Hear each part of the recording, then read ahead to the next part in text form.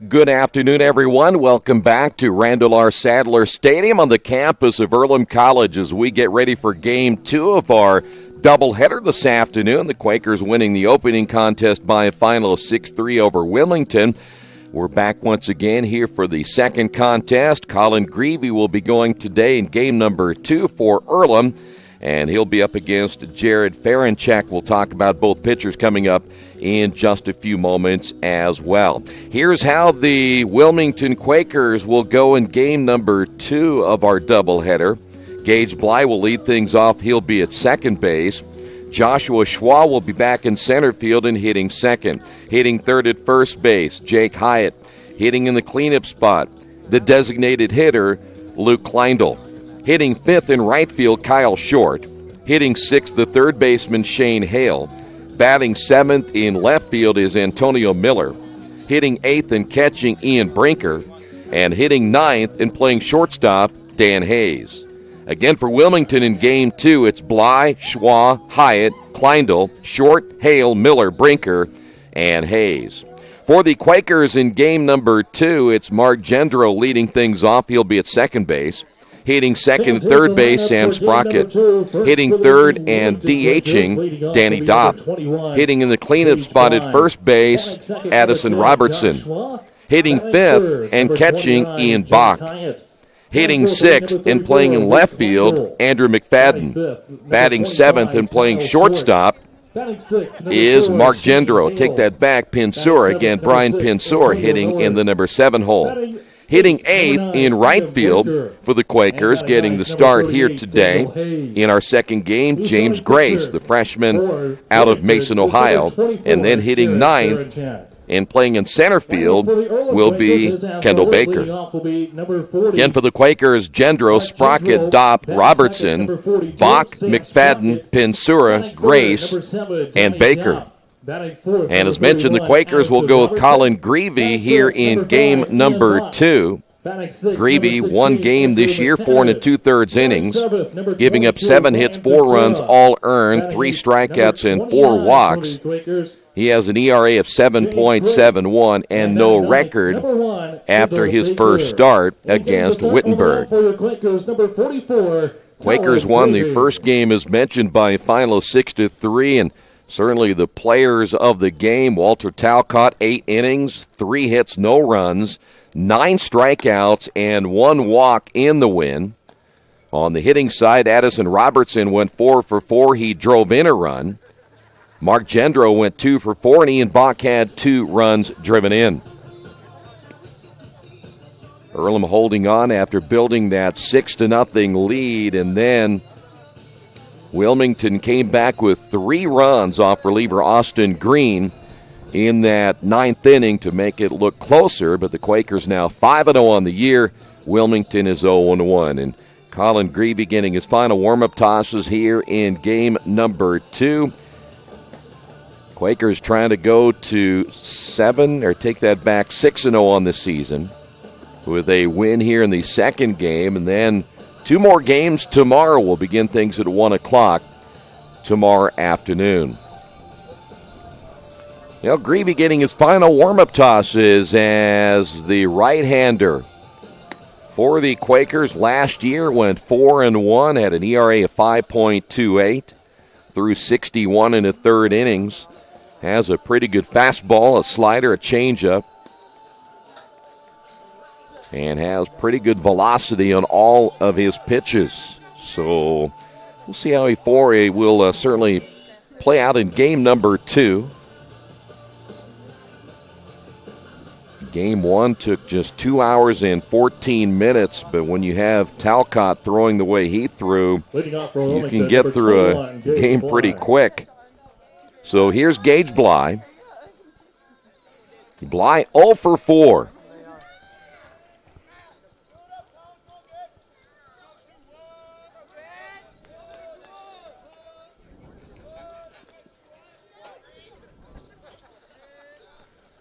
So now Greavy set to throw. The right-hander's first pitch is on the way, and this one hit to the third baseman, Sprocket.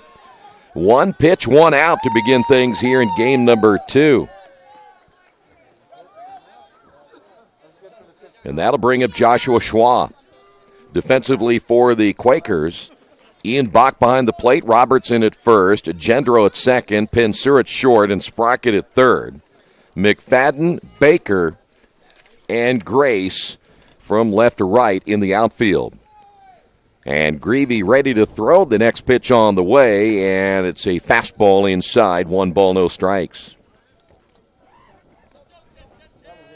Quakers game one, another double-digit game in hits with 10. The pitch by Greavy is hit foul, and we'll go even at 1 ball and 1 strike. Quakers able to take advantage of 3 errors by Wilmington. Earlham jumping out to an early 3-0 lead, and for Talcott, that pretty much it was all he needed, as there's a swing and a miss by Schwa, and he's down on the count, 1 ball, 2 strikes. Schwa 1 for 3 in game 1. Greavy, long look as time called. By the way, Quakers will be without the services of Dre Davis. He may be done at least for today. We'll see, as hamstring will be tomorrow. There's a breaking pitch, and Schwa will strike out. So 2 away and a good start here for Colin Greavy. And here is Jake Hyatt. So Davis is out. We didn't think Danny Dopp, in fact, talking with one of the assistant coaches, they weren't sure that Dopp was going to be able to go in game number 2. There's a nice pitch in there for a strike. But Dopp is in the starting lineup as the designated hitter, as they'll go with Robertson down at first. Hit foul, and we'll go to no balls and 2 strikes.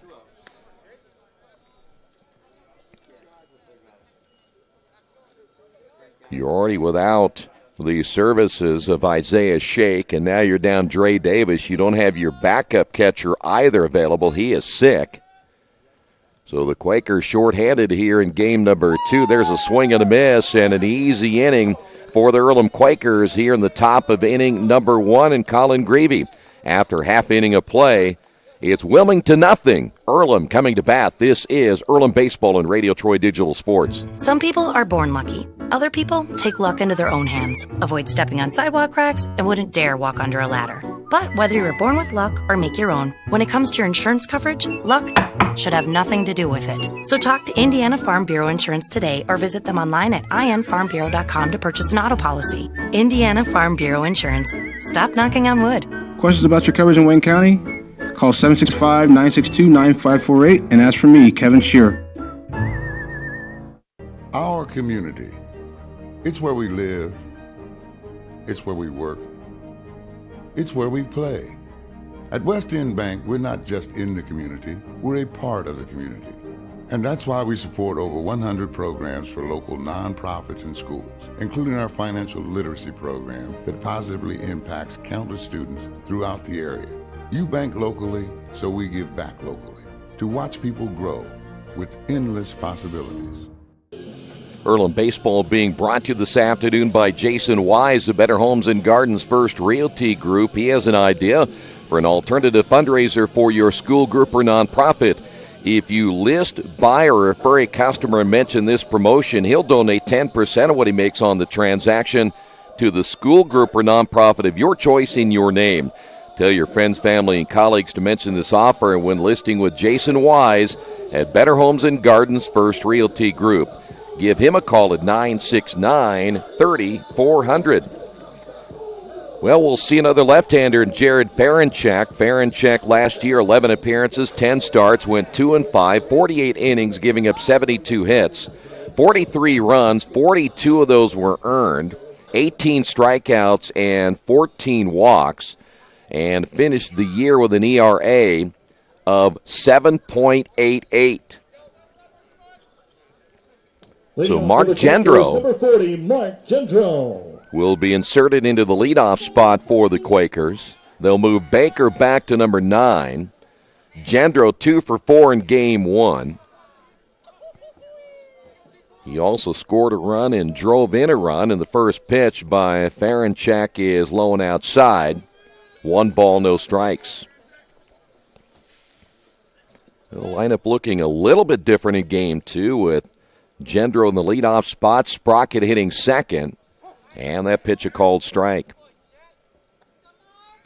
Looked at the lineup card that was brought to us earlier, and they had, speaking of the changes, there were scratches up and down the lineup where they wanted to put people because of the injury situation for the Earlham Quakers. Pitches outside, 2 balls and a strike now to Mark Gendro.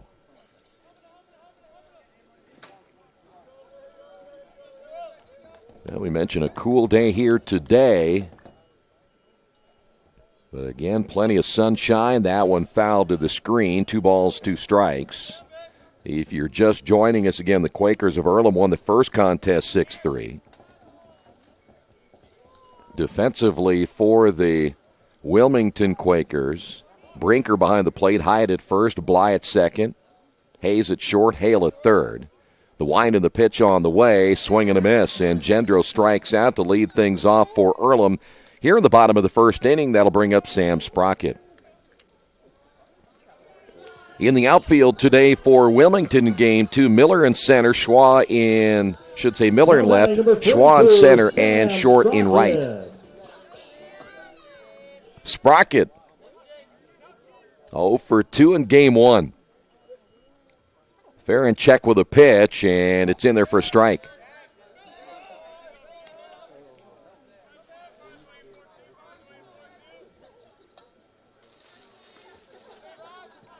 Left-hander once again. Ferenchek gets the sign. He, too, is a quick worker, and an off-speed pitch falls in for strike 2, and Sam quickly falls behind. No balls, 2 strikes. Sprocket, the freshman out of Liberty Township, Indiana. The pitch. This one hit well, but coming over the center field, and he lost it in the sun, and Schwa will have that one fall for a base hit. Well, he just simply lost that one. He was looking up at that high sky, and that'll be a base hit for Sprocket. And here's Danny Dopp, the designated hitter. Number 7, Danny Dopp. Danny in game 1, 1 for 2, a run scored. He drove in a run, and again, we weren't sure he was going to play here in game number 2, but they're going to use him as the designated hitter. Ferenchek will come set as he checks the runner at first, and the pitch on the way to the plate is outside for a ball. Light breeze today. It's been blowing pretty much from center field in, but again, swirling around home plate. The stretch by Ferenchek, and the left-hander again will check the runner at first and almost got him leaning. We have seen already this season 3 or 4 Quaker runners at first base getting thrown out. We saw that with Alec Bryan in game number 1. The stretch once again by Ferenchek as he'll check the runner again at first and throw to first again. And again, you always have to be careful with the left-hander on the mound. As a shorter lead at first base by Sam Sprocket. Quakers of Earlham want to run. And again, a throw to first. This a lot of times will play in the favor of Earlham. They want to get that pitcher to thinking more about the base runner and make a mistake to the hitter. Ferenchek again will come set. And this time comes home with a pitch, and it's in there for a strike.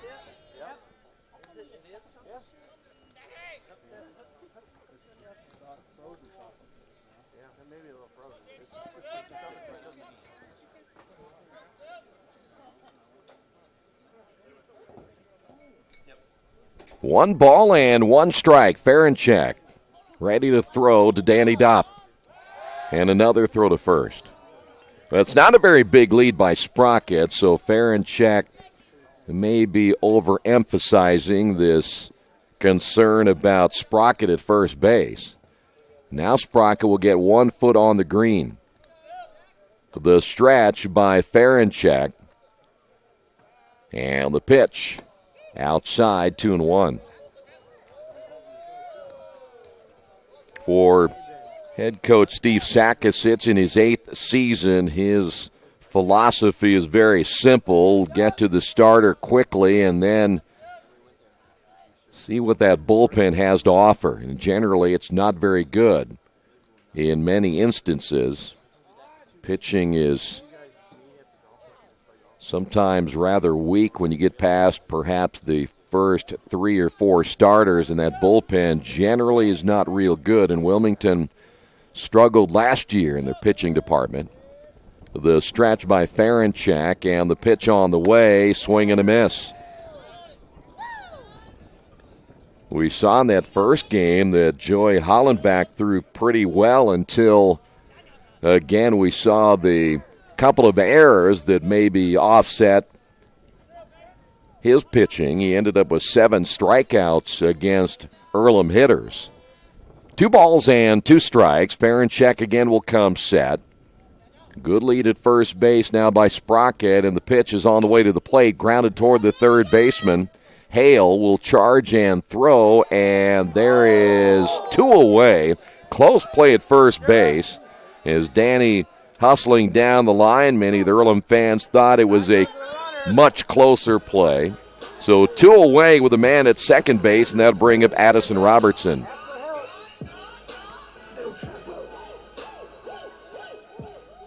Addison in game 1, what a game he had. 4 for 4.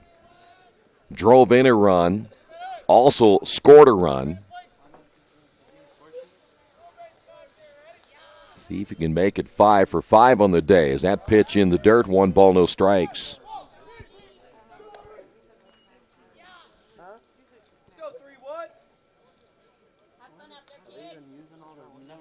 By the way, the men's lacrosse team in the start of the 4th quarter down 21-7 in their first game of the year. The stretch and the pitch.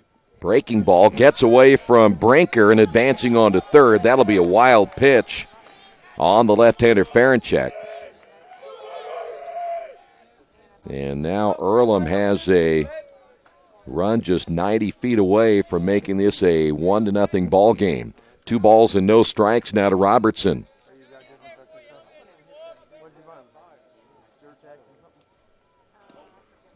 That pitch a called strike.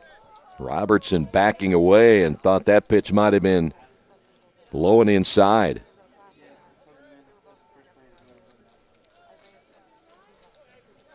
Ferenchak, other than the throws to first, has been relatively quick to the plate. The stretch again by the left-hander, the pitch. And there's another strike, 2-2. Well, we're all going to be curious to see how this team will play without the services of Dre Davis, a very, very good defensive shortstop. His bat very dangerous here early in the season. That pitch getting away from Brinker, but no advancement at third. And we will go to 3 balls and 2 strikes. You get a chance to see the depth of your baseball team. Isaiah Shake, Dre Davis.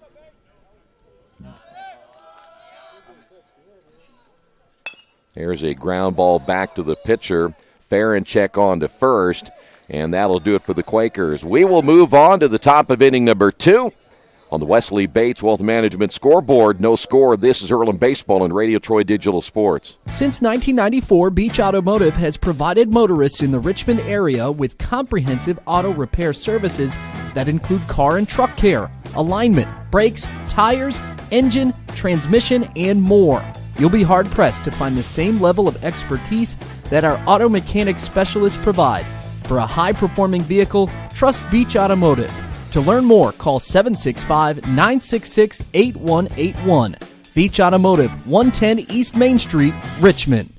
Big Boys Pizza is now open in Richmond, located at 1015 East Main Street, next door to the Civic Theater. The menu has great sandwiches, pasta, salads, and of course, pizza. Come dine in, carry out, or have your food delivered day or night, at home or at the office. Other locations are in Connorsville and Brookville. Bring in a sports ticket after any game and receive 10% off your purchase. Ticket must be dated for the same day as your purchase. Dine in, take out, or delivery, Big Boys Pizza.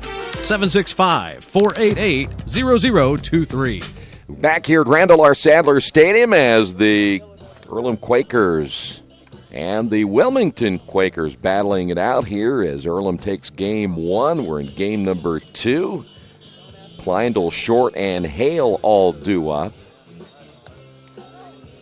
Well, there certainly seems like they're giving Greavy a lot of warm-up tosses. You know, the one thing we talk about in all levels of baseball is how long games are. Now, we got lucky in the first game. It only went 2 hours and 14 minutes, but we've seen some 3.5-hour games already this year. They have not talked about a potential pitch clock in college baseball yet. It is a pretty much common thing now in minor league baseball, and they feel that maybe that'll be a help in those players that make it to the major leagues as Kleindl steps to the plate. 1 for 4, an RBI, and a run scored in game 1. Greavy's first pitch in inning number 2 is a fastball. This is lined back up the middle. That's a base hit. And so leadoff single for Kleindl, and he has 2 hits on the day, and that'll bring up Kyle Short. At bat number 25, Kyle Short. Short 2 for 4, run driven in game number 1. Each team now with a base hit. The stretch by Greavy in the pitch. They'll show bunt. They pull back in time. Is Short able to get his bat away from that pitch? 1 ball, no strikes. You're talking about the length of baseball games in Major League Baseball. They did the study of last year where the games were now 3 hours and 7 minutes, and they're trying to find a way to cut that down. The stretch by Greavy. And the pitch on the way is a ground ball to the shortstop. There's one. The relay to first, not in time. It'll get by Robertson, but no advancement by Short. But they get the lead runner.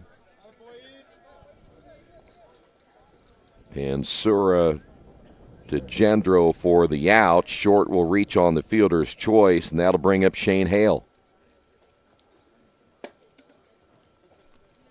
Hale getting the start in game number 2. He is a junior out of New Lebanon, Ohio.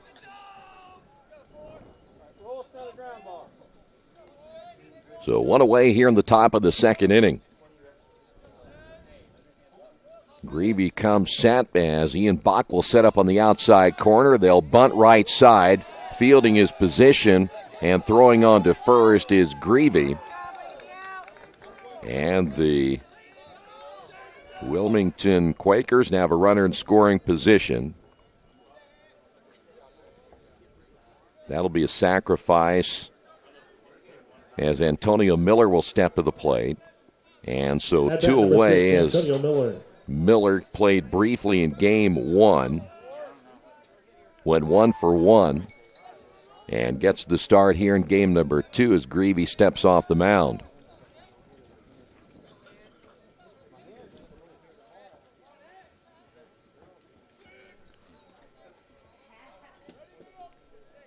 The stretch by Greavy in the pitch. Fastball on the inside corner for a strike. Antonio Miller, a junior outfielder out of Cincinnati.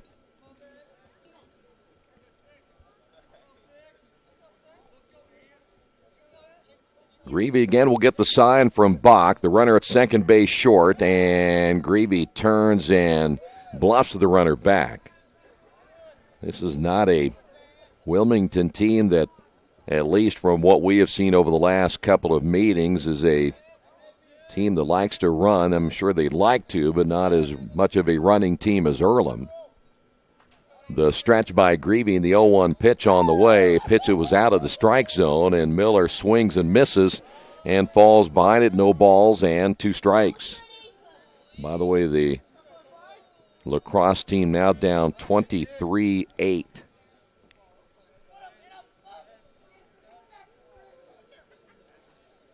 They will return to action on Tuesday. The women will open up on Wednesday. The stretch, Greavy checking the runner, the pitch, low and outside. And we'll go to 1 ball, 2 strikes.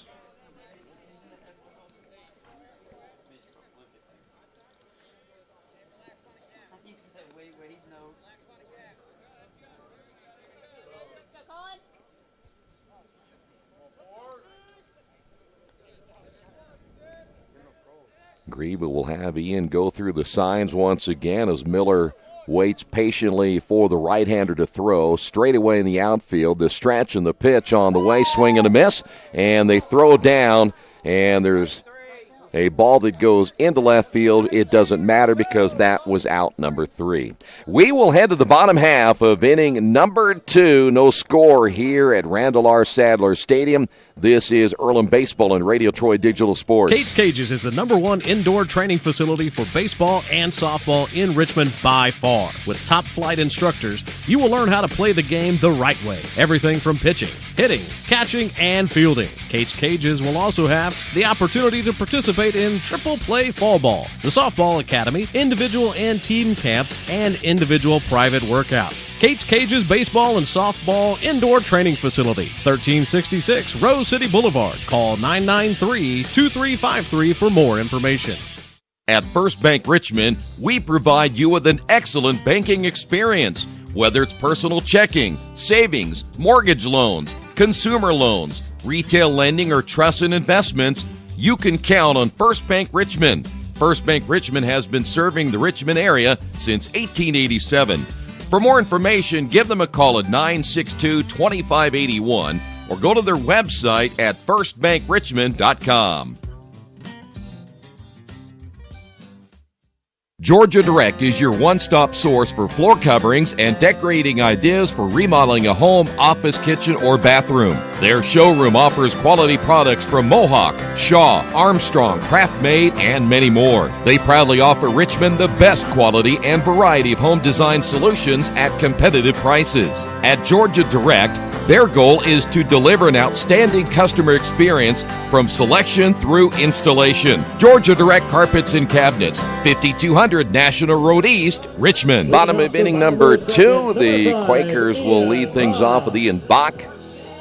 It'll be Bach, McFadden, and Pinsura.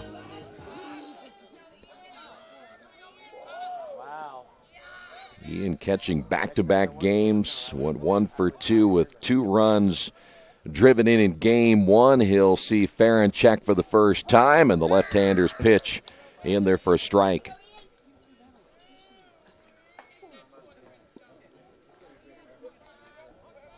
Ian off to a good start.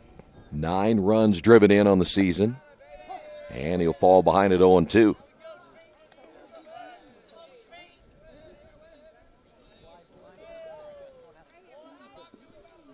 Mentioned that the backup catcher out for today as he is sick, so Ian will line this one into right field. That's going to fall in for at least 1. Let's see if he'll hold up there, and he will. So the right fielder short, able to get to that baseball quickly in right to hold Ian to just a single.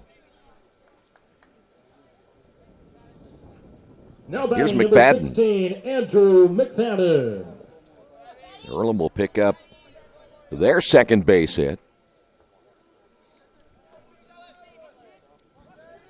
So Farron check, ready to throw. The left-hander will eye the base runner. Here's the pitch on the way. This is lifted high in the air, this time to the left side, and that will go out of play. No balls and a strike now to McFadden. By the way, the third baseman, Hale, he was going to take away any bunt possibility. In fact, he's going to play in front of the bag and off the line. You see him down there at third. just in case McFadden has any ideas of trying to sacrifice the runner to second base. The lead at first by Bach. Here's the stretch by Ferenchak. And he'll toss to first. And we have seen him do that numerous times when Sam Sprocket was on base back in the first inning.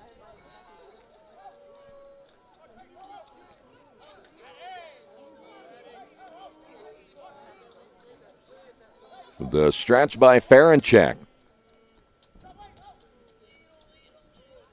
Here's the pitch. Outside. 1 ball, 1 strike.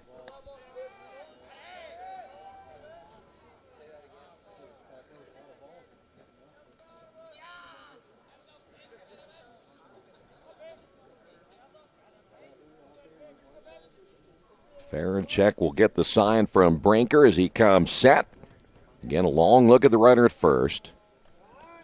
And now time called as Ian Bach was jumping around at first base. Too long for McFadden.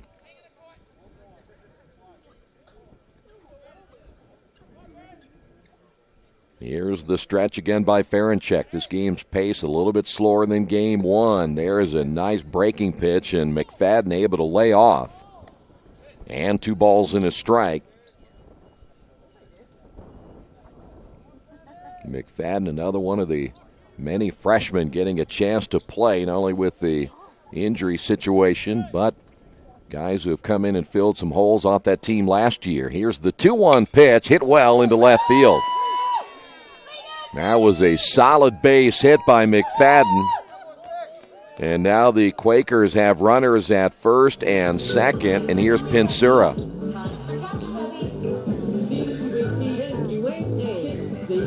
Now batting number 22, Brian Pinsura. Pinsura in game 1, 0 for 4.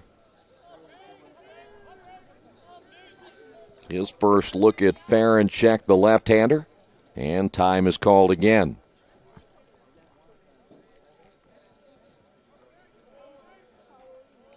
Ferenchak will come set. Brinker ready to throw if necessary. Bunt laid down first base side and a good one. Brinker coming out, and he's safe at first base. Infield base hit by Pinsura, and the bases are now loaded. Boy, that was a great bunt by Pinsura. And here's Grace. At bat, the right fielder, number 29, James Grace. Here's Grace. James Grace, another freshman out of Mason, Ohio, getting the start in right field. Chance now to drive in a run for Earlham as the pitch on the way is low and outside, ball 1. Earlham, so many times, you go back to last year, the year before, and now even this year, where they've come up with a lot of big innings. The stretch and the pitch. Swing and a miss. Good cut by Grace. And the count is even at 1 ball and 1 strike. Bach at third, McFadden at second, Pinsura at first. Quakers now with 4 base hits. 3 coming in the inning. The pitch inside.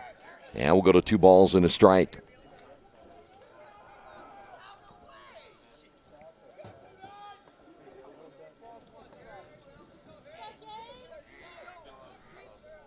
Earlham, bases loaded. Let's see if they can get a run across. The stretch by Ferenchak. The pitch. Hit foul. And we'll go to 2 balls and 2 strikes.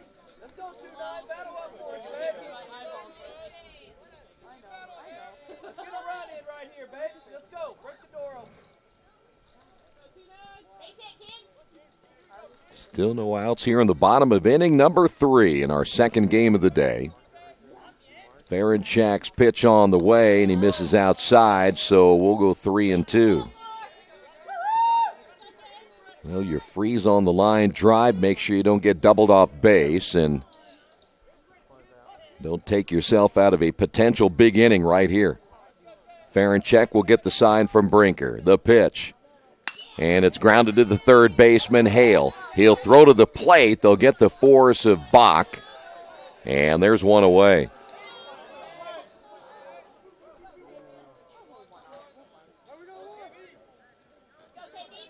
Bases will stay loaded. Grace reaching on the fielder's choice. Here's Kendall Baker. Center fielder, number 1, Kendall Baker.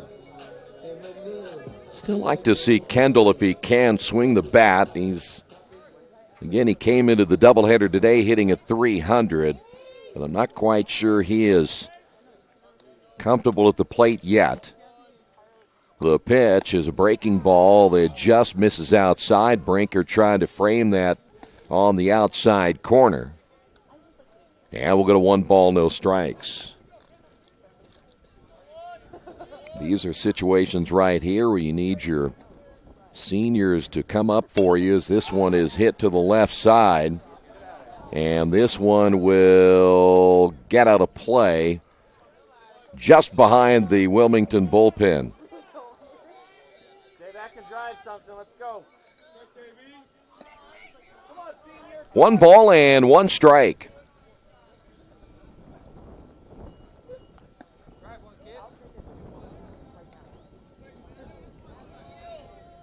First time Baker seeing fair and check here this afternoon in game number 2. And now a ball will get thrown back into the infield. McFadden is down at third, Pensur at second. Quakers had 3 consecutive base hits here in the second inning. Baker back in, the pitch on the way, it's up high, 2 balls and a strike.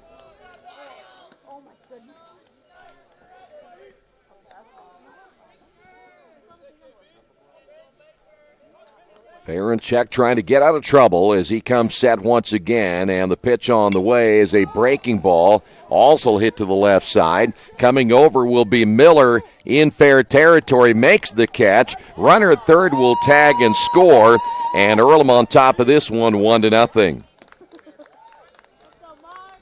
So Kendall Baker will get the sacrifice fly.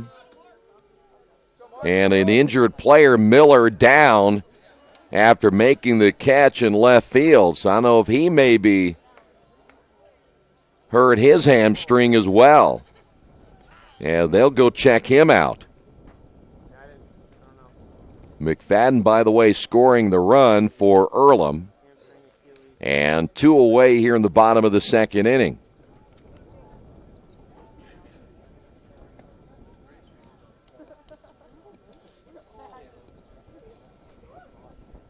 Well, they're going to check him before they make another move, as Miller looked like a pretty routine catch, and I'm not sure if on the throw he ended up twisting his ankle, if he has a hamstring issue as well, like what we saw with Dre Davis.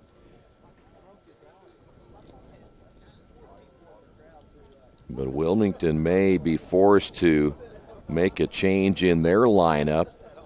We will tell you what, let's go and take a timeout. We'll see how they check out Miller.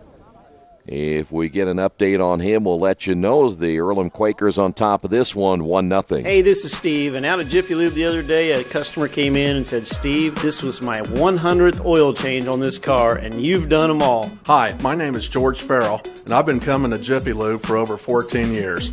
I recently just had my 100th oil change. I'd like to thank Steve Funkhauser and his staff for the great service that they've provided me over the years. Thank you to all, and I would recommend anyone to come to Jiffy Lube to get their car serviced. Jiffy Lube, #1 in customer satisfaction for a reason. I think it's an ankle injury for Miller, and he's coming out of the ball game. He will be replaced by Keith Hayes. Keith Hayes.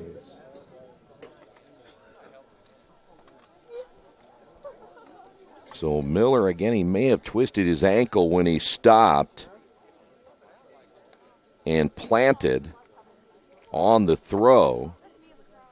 So we mentioned again, Keith Hayes will come in, a senior out of Beaver Creek, Ohio. And so both teams suffering some early injuries here today. Mark Gendro will step up to the plate for Earlham with 2 away here in the bottom half of inning number 2. Gendro struck at his first time up. They will appeal, saying that McFadden left early at third, and that's one of those that hardly ever works. You give it a shot just to see if you'll get lucky one time. So now Gendro steps in as Ferenchek has runners at first and second. And the pitch on the way to the plate is a breaking ball called strike. So Hayes will replace Miller in the number 7 hole.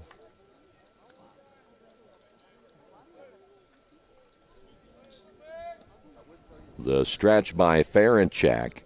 And the pitch on the way is another breaking ball. It's low, 1 ball, 1 strike.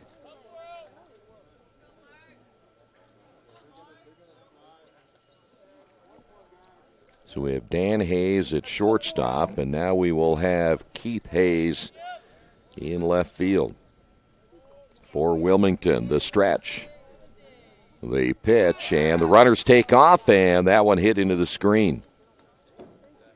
And Earlham has routinely tried a double steal over the last several years, and more often than not, if the hitter doesn't foul it away, they've been successful. But now Gendro, the Earlham leadoff hitter, down in the count at 1 ball and 2 strikes. The stretch by the left-hander, the pitch just outside. And once again, Brinker tried to frame that one. And we'll go to 2 balls and 2 strikes.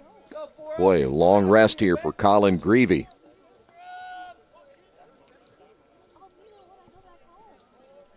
Again, the stretch by Ferenchek. He'll come set, looks at second. The runners take off again. This one hit down the right side, and that'll go foul.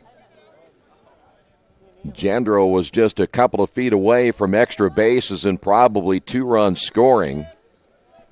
And we'll stay at 2 balls and 2 strikes.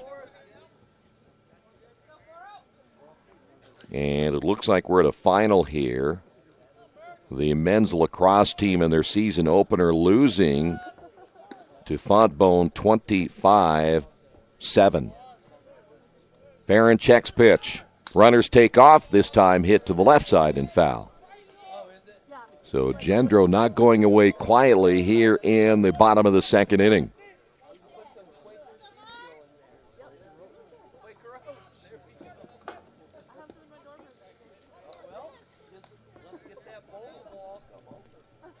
Two balls and 2 strikes. The stretch by Ferenchek. Here's the pitch on the way, and this one hit high in the air, right center field. Schwa coming over and lost it again. It falls in. That'll be a base hit. Quakers of Earlham will get a run there, and then safe at second base with a double is Gendro. Boy, I'm not sure we have seen a couple of baseballs fall, and Earlham able to benefit as Gendro will get a double. And number 42, Sam Sprocket. And so Earlham now leading this one 2-0. Runners at second and third. Here is Sam Sprocket. Sprocket singled in the first inning, and he'll take that pitch up high, and now Brinker out of talk to Ferenchek. I am assuming that Schwa is having a real tough time in center field seeing the baseball. Again, there's not a cloud in the sky, so the high sky and the sun that is beginning to set in the west is causing some issues for the Wilmington outfielder, especially Schwa. So Earlham on top, 2-0 the pitch. It's low, 2 balls, no strikes.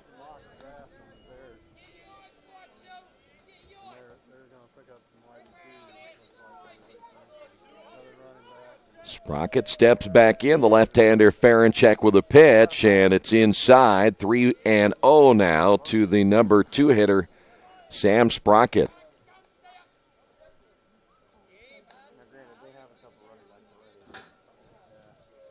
Boy, last year Earlham's pitching staff, a lot of freshmen this year, a lot of freshmen everyday players. As that pitch called strike 3-1 as Steve Sackasitz and his staff, they've done an excellent job managing these young guys and getting them to understand the college game, and paid off last year, and so far a 5-0 start this year as that pitch called strike, and we'll go to 3-2. But again, just opposite from your youthful pitching staff last year to a youthful everyday lineup this year. Tons of freshmen. 3 balls, 2 strikes, 2 outs. The stretch by Ferenchek, and the pitch is lifted in the air to right center field. Coming on is Schwa, and this time he'll make the catch as Earlham. A successful inning number 2 on the Wesley Bates Wealth Management scoreboard. Earlham gets on top in this one, 2-0. This is Earlham Baseball, Radio Troy Digital Sports. For the past 35 years, Van Vliet Insurance has built a reputation of bringing a personal touch. That's because at Van Vliet, it's all about you, your needs, your life, and our town. Along with providing quality coverage to individuals, families, and local businesses, we're proud of our community and the opportunity we have to protect your future within it. Van Vliet Insurance, an Erie Insurance representative. Hometown professionals at work for you. Hello, my name is Kyle Schwarzkopf. I'm the manager of Kyle's National Road Auto in business in Richmond since 1979. We employ ASE certified technicians and we have over 80 years of experience. We work on all domestics and most European and Japanese cars. Give us a call at 966-1555. Kyle's National Road Auto Service. My name is Kyle Schwarzkopf and I approve this message. Welcome me back once again to Randall R. Sadler Stadium as we move now to the third. Brinker, Hayes, and Bly all due up. Today's game brought to you in part by Chef KC, located at 1301 South L Street, catering for all events or occasions. Personal chef and traveling barbecue service, carry-out, and delivery is available. Chef KC, 1301 South L Street here in Richmond. Brinker will lead things off, followed by Dan Hayes and Bly as we go 8, 9, and 1 in the order.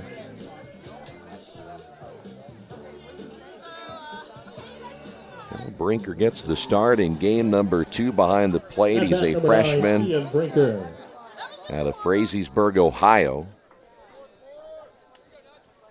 So he will see his first action as a collegian.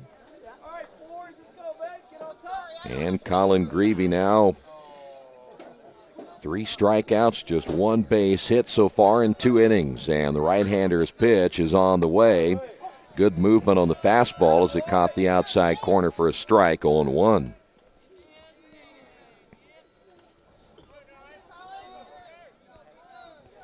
Greavy gets the sign, the 0-1 pitch. Breaking ball is outside. One thing, Greavy holds that glove up high around his face. The only thing the hitter's going to see up until the last minute is his eyes.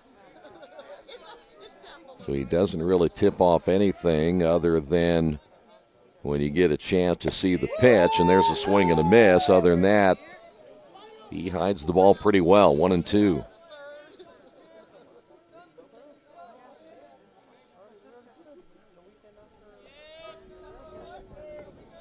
Here's the 1-2 pitch on the way. Trying to go back outside. We'll go to 2-2.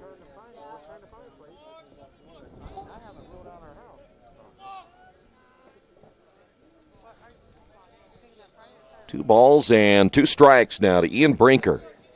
The break-even pitch on the way. Low and outside, 3-2.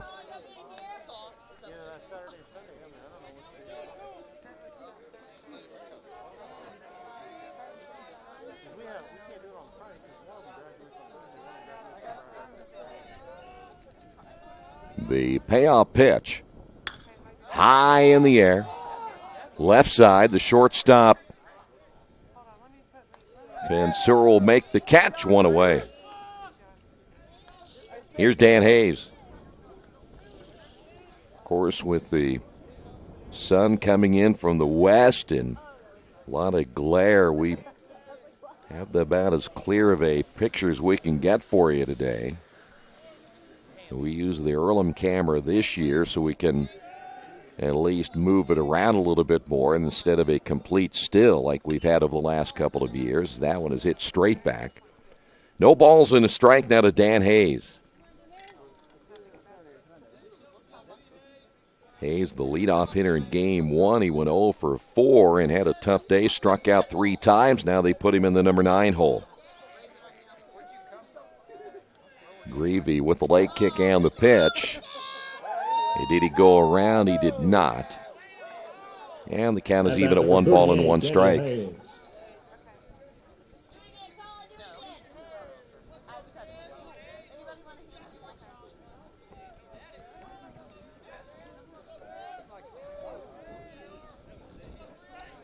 Colin ready to throw. Here's the pitch.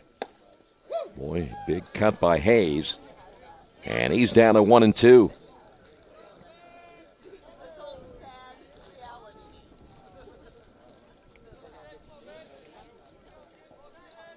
Here's the 1-2 pitch on the way, and this one hit foul. Late swing that time by Hayes. I mentioned the wind. I think it is swirling a little more around home plate. You have that wind out of the west at one point, but in center field, it's pretty much very calm. Won't be a factor, but that sun is. Here's the 1-2 delivery. That one hit down the line, but foul.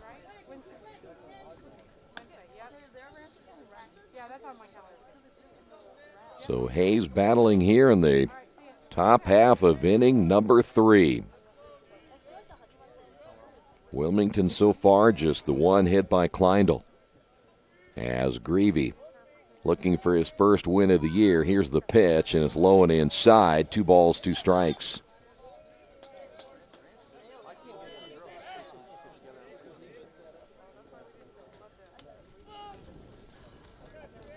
Hayes back in as Greavy gets the sign from Bach. The wind and the pitch. Hit foul again. Boy, to it, Hayes hanging in there against Greavy. You know, Hayes, when you think about going 0 for 4 and you strike out 3 times in game one, you get moved to the number 9 hole. You're probably a little more pressure off of you at number 9, but you feel like maybe got demoted from 1 to 9. Greavy ready to throw, the pitch on the way. This one's popped up. Who's going to have a play on this one? It's in foul territory, and coming over to make the catch is Ian Bach. Great play by Bach right in front of the backstop. So 2 away, and here is Bly, the leadoff hitter. With 2 away, now batting number 21, Gage Bly. Bly grounding out his only time up. Bly now 0 for 5 in the 2 games. Greavy set to throw. Here's the pitch, and he opens up inside 1-0.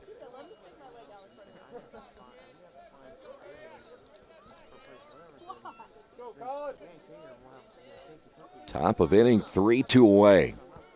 Greavy trying to make this one a 1-2-3 inning. Hit well, that'll be a base hit. So Bly, a 2-out single to left. Second base hit now for Wilmington, so they'll have a runner on here in the 3rd, and that'll bring up Joshua Schwa. Schwa now 1 for 4 in the 2 games. The center fielder, number 10, Josh Schwa. I know these fans are looking forward to the day that they can sit here with no blankets and enjoy a warm day of baseball. I'm sure Earlham is as well. The stretch and the pitch, low and outside, 1 ball, no strikes.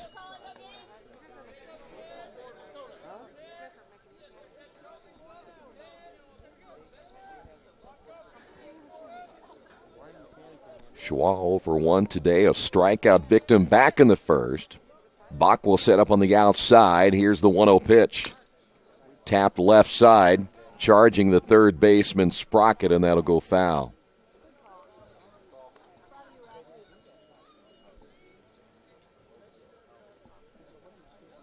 Count is even at 1 ball and 1 strike. You'll start to see that shadow from the press box start to make its way over home plate, and of course that'll be an issue for the hitters. They'll have to see the ball coming from the sunshine into the shadow. Greavy gets the sign from Bach, will come set. The pitch. Tapped, third base side. Sprocket charging, tried to barehand it and will not be able to make the play. So that'll be an infield base hit for Schwa. And now the Wilmington Quakers will have runners at first and second, 2 outs now for Jake Hyatt. Number 29, Jake Hyatt, at bat. Hyatt 0 for 4 today.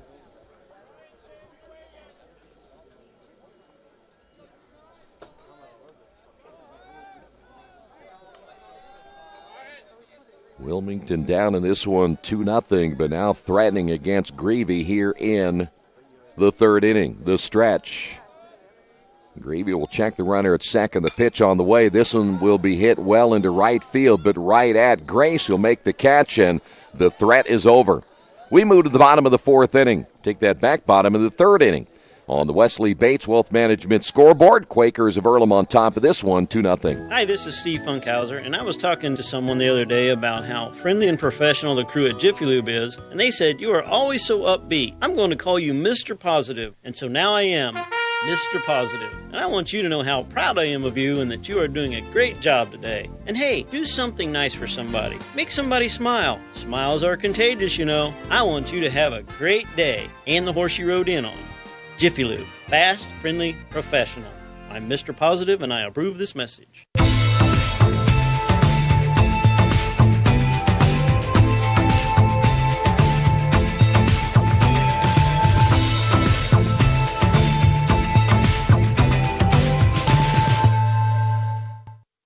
Little Sheba's Restaurant and Zini's Place. Come join us in Richmond at 175 Fort Wayne Avenue or at our newest location in Centerville at 129 East Main Street. Grab one of our gourmet pizzas, a deluxe sandwich, steak or fresh salad, and an ice-cold beer or your favorite wine. Featuring live music every Tuesday, Friday, and Saturday, plus more in our smoke-free environment. 10% discount with a valid student ID. It's better than being home. Head to the bottom of the 3rd inning. It'll be Dopp, Robertson, and Bach all due up against Farrencheck, the left-hander. Gave up the 2 runs in the 2nd inning. Quakers ended up with 4 of their hits in the inning. Quakers now with 5 hits and 3 hits on the board for Wilmington. Danny 0 for 1, grounded out in the 1st. Hitter, number 7, Danny Dopp.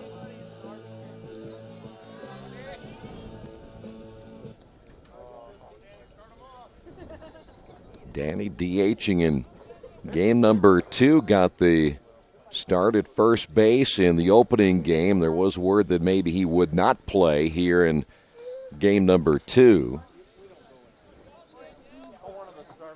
As now Farrencheck ready to throw that high leg kick from the left-hander, and the breaking pitch in there for a strike.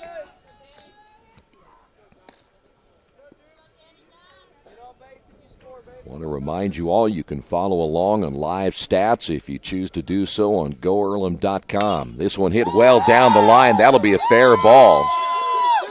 Deep in the corner will be Hayes. Heading to second is Dopp with a stand-up double. And a good start for the Earlham Quakers here in the 3rd inning. Here's Robertson. Now batting the first baseman, number 31, Addison Robertson. Robertson is 0 for 1.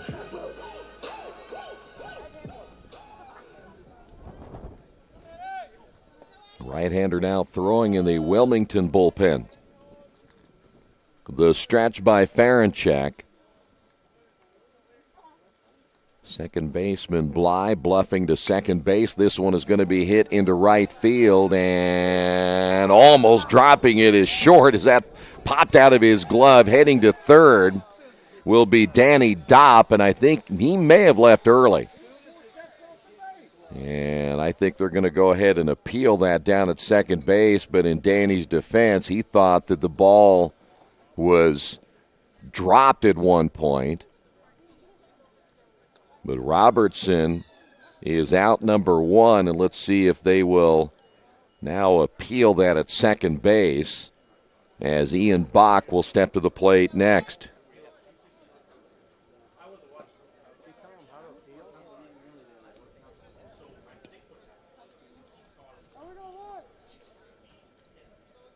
Well, let's see if they're going to appeal. They may not. They may think that he made it to third base with no problem, so Ian will step to the plate with a base hit to his credit, infield medium depth, and Ian will hit that foul. So apparently the Wilmington Quakers didn't think that Danny Dopp left early, so he'll be planted down to third base. Robertson will get credited for a sacrifice fly into right field. Here's the pitch. This one hit well into center field. Schwa going back. He'll make the catch. Tagging at third is Dopp. The throw late at the plate, and Earlham leads this one 3-0. And 2 away here in the bottom of the third inning.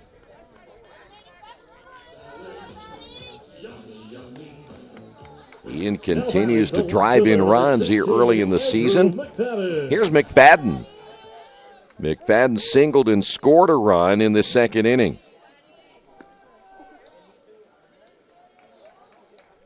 The pitch on the way, swing and a miss.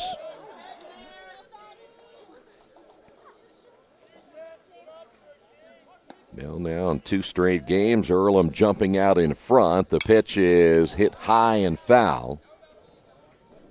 And McFadden quickly falls by, no balls and 2 strikes.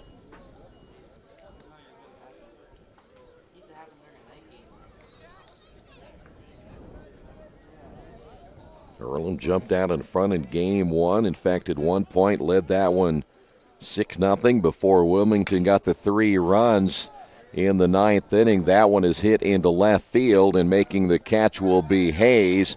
And that'll do it for Earlham here in the third inning.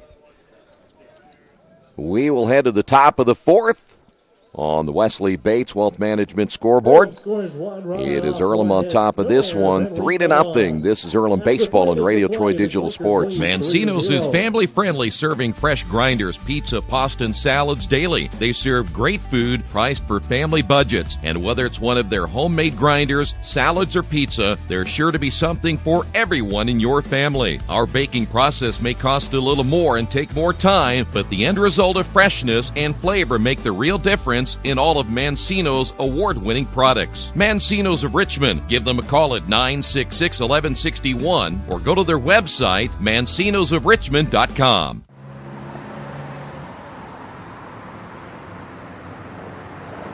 I got this.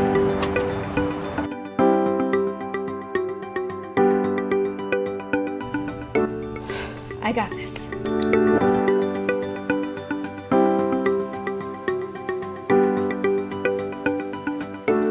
I got this. At Harrington Hogue, we believe your life belongs to you. That's why we work hard to make sure that your insurance coverage is the last thing you have to worry about. So when it comes to keeping you protected, We got this.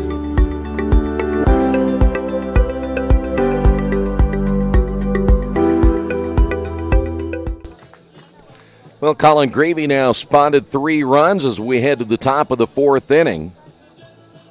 Kleindl, Short, and Hale all due up now for Wilmington. Leading off, the designated hitter, number 34, Luke Kleindl. Kleindl singled in the second.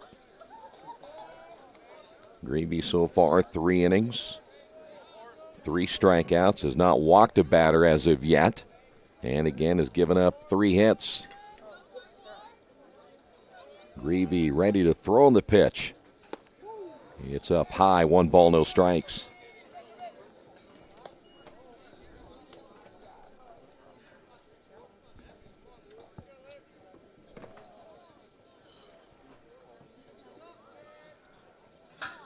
Al Outfield straight away. Here's the pitch. Late swing.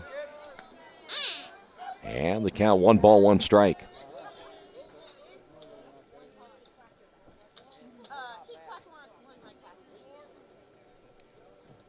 Earlham managing to win this one today. A 6-0 start in this 2018 campaign. Here's the 1-1 pitch.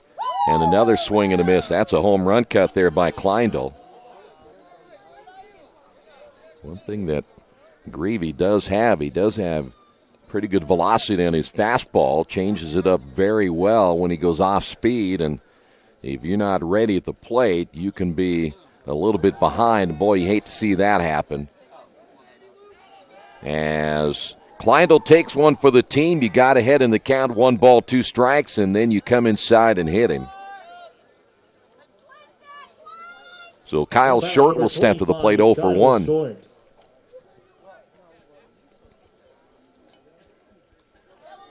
Kyle left stranded at second base in the second inning. And you know Colin would like to have that pitch back in which he hit Kleindl. The stretch by the right-hander, the pitch on the way, and it's in there for strike 1. Well, for this baseball team, you like to see your pitchers throw inside. That one may just have got away from Colin a little bit. The stretch and the 0-1 pitch popped him up on the left side. Pinsura in shallow left field as he makes the catch, and there's one away. That'll bring up Shane Hale. Now batting number 4 is Shane Hale.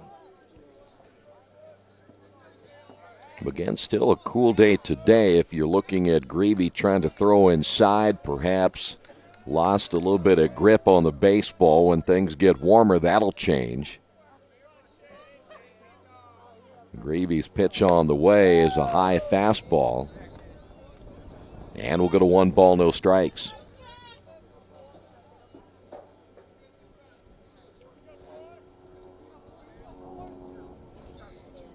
Kleindl the lead down at first. The stretch by Greavy in the pitch. Boy, you can hear the pop on that fastball. Just missed inside, 2-0.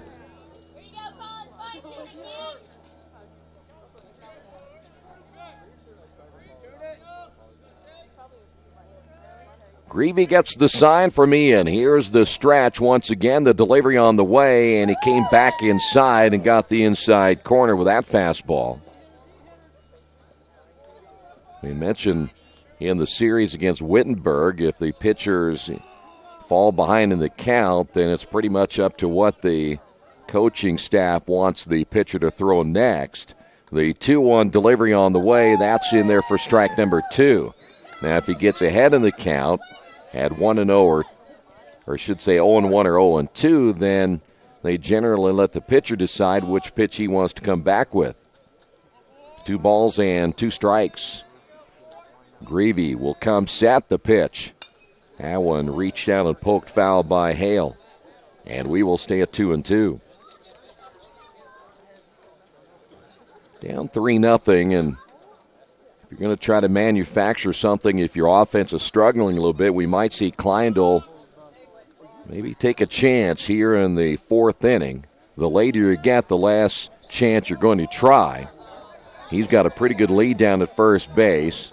Here's the pitch on the way to the plate. That's going to be tapped. Greavy coming off the mound will field his position. Low throw, and unable to dig it out at first base is Robertson.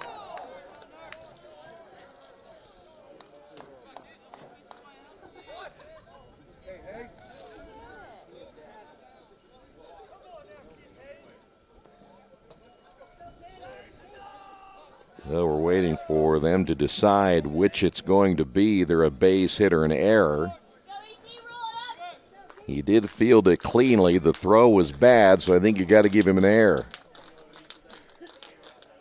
So here is Keith Hayes hitting in the number 7 hole.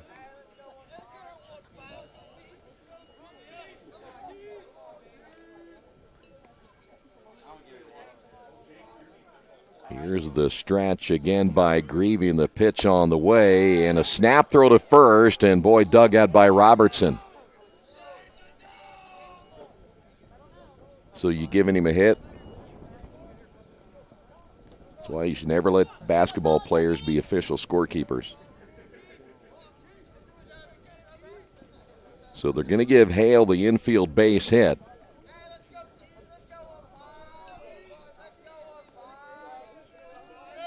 The stretch again by Greavy. The pitch on the way, swing and a miss, and a late swing once again by Hayes. We have seen that numerous times so far by Wilmington hitters on that high fastball.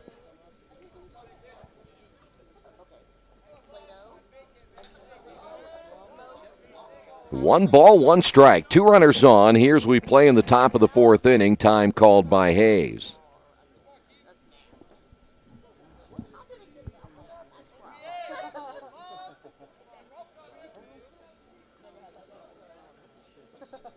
Greavy will get the sign from Bach. Sets up on the outside corner. The pitch, he'll show a bunt, and the pitch just low and away. And we'll go to 2 balls and a strike, and Ian out to talk with Greavy.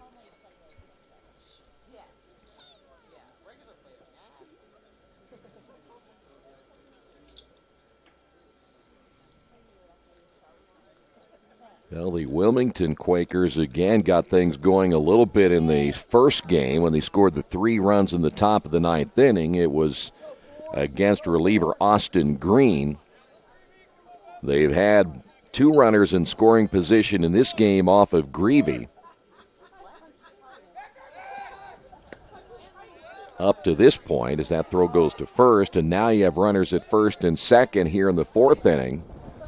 So they've had so far opportunities against the right-hander Colin Greavy. Kleindl at second base, Hale at first. Greavy comes set. We'll check the runner at second and comes home with a pitch, and this one is going to be blooped into right field. That's going to fall in for a base hit. Kleindl rounding third. He's going to score. Hale will head to third. And Wilmington gets on the board here in the 4th inning as Earlham now leads it 3-1. So a bloop single by Keith Hayes as he drives in Wilmington's first run of the ball game, and now Wilmington will have runners at first and third. One away as Ian Brinker will step to the plate.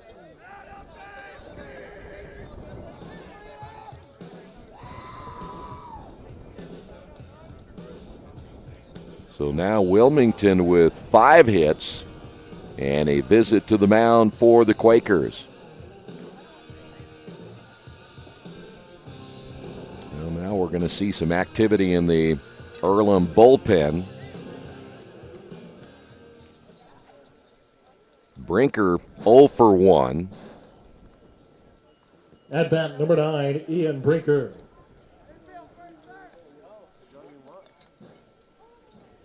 For Colin Greavy right here, get yourself a ground ball, get the double play, get out of the inning, and no further damage done here in the 4th. So Colin ready to go to work, runners at first and third. The stretch and the pitch. Bunted first base side, pretty good bunt. That'll score the run. Tag laid on by Robertson, and it's now a 3-2 ball game. That's an excellent bunt by Brinker as he drives in the run.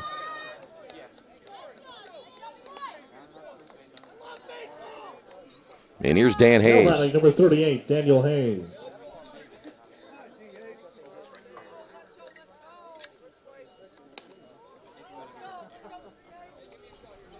Hayes 0 for 1. Here's the stretch once again by the right-hander Greavy, and the pitch hit well but foul. No balls and a strike.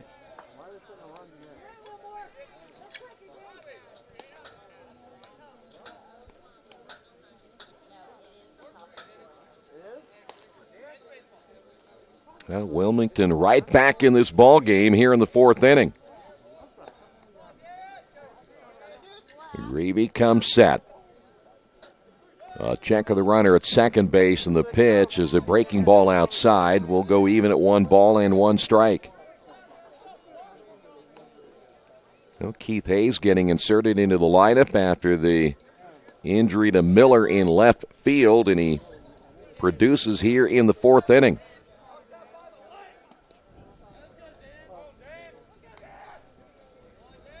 Greavy ready to throw. Here's the 1-1 pitch on the way. Runner takes off. This one is hit down the right field line, and that will be a foul ball.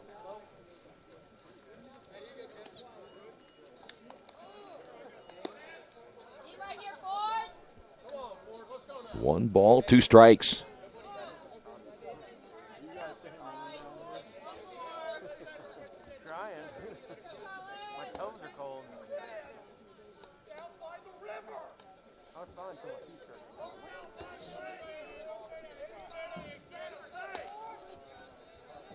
Greavy ready to go once again. 1-2. Runner at second base is Hayes.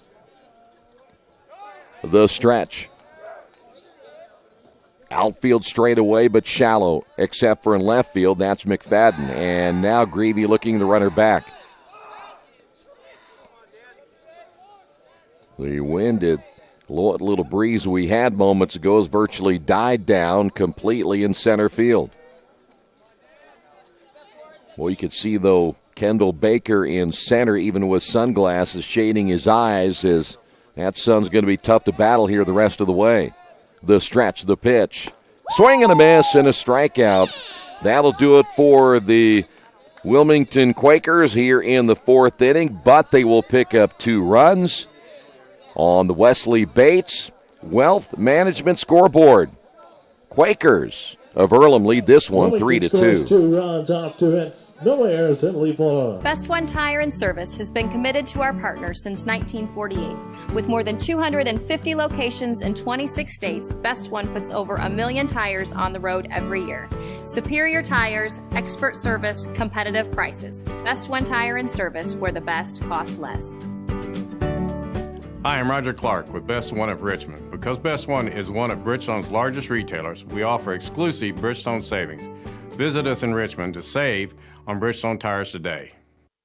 New Vision Sports is a training program that focuses on the training and improvement of this serious-minded athlete, including all ages and skill levels. From creating customized workout plans to providing ongoing motivation and support, New Vision strives to help you achieve your training goals. Their trainers use a variety of effective workout plans based on your specific goals. New Vision Sports, 977-5831, or go to their website, newvisionsports.com. That's New Vision Sports with a Z.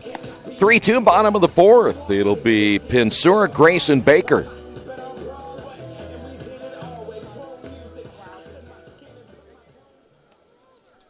Pinsura singled and scored one of the 2 runs back in the 2nd inning. Leading off the bottom of the 4th, number 22, Brian Pinsura. Right-hander warming up for Wilmington. That is a number currently not on our roster, number 17. As Farrencheck ready to throw and a swing and a miss.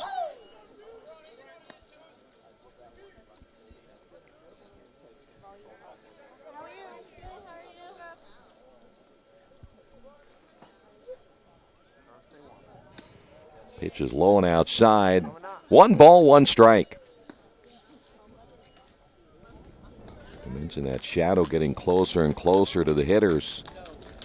Probably within the next 35 minutes or so, we'll see that engulf the plate. That one hit sharply between the legs of Hale, and that'll go into left field. So a leadoff base hit. What do you want to give him?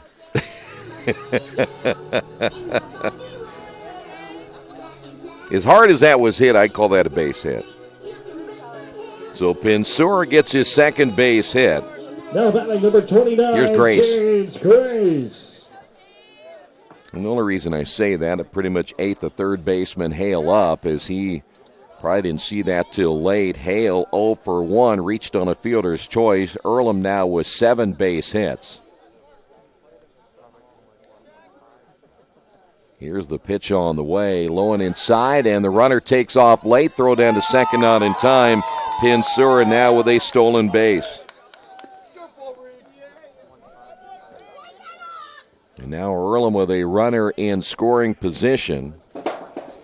Again, we apologize for the glare coming from the sun, the way that the camera is located. A little bit hard sometimes to see what may be going on in the field at times.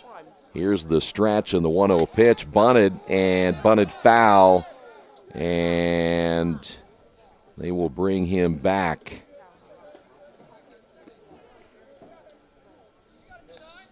One ball, one strike.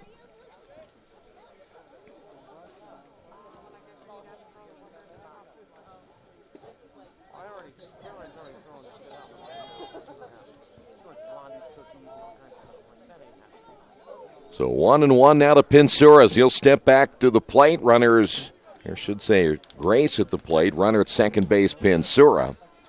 The stretch again by Ferenchak, and he'll take a long look and bluff the runner back again, no throw.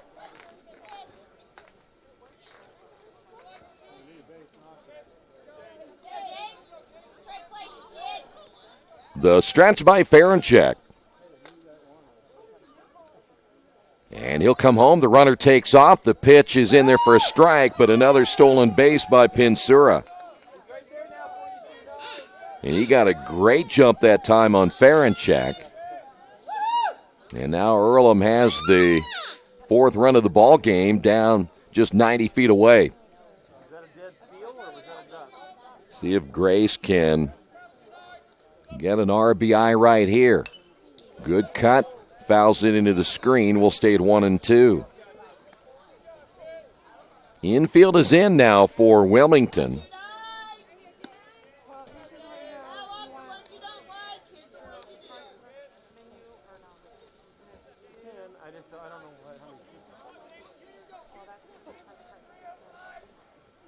Boy, Pinsura giving the Quakers a lift here in this inning. Only gets the hard base hit, 2 stolen bases, and the pitch swung on and hit foul again. So another good cut by Grace.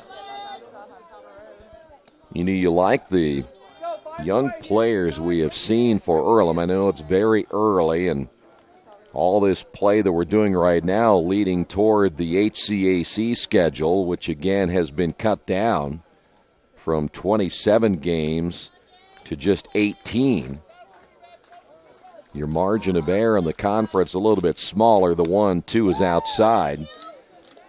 But the good news is, though you've cut down on the amount of games in the conference itself, you now have one more team added to the playoff picture. So I guess in one way, you'd say negative. The other way, it's a positive. This one is popped to the right side. That's going to be a foul ball. Just over the reach of Hyatt. And the umpire says it was just foul.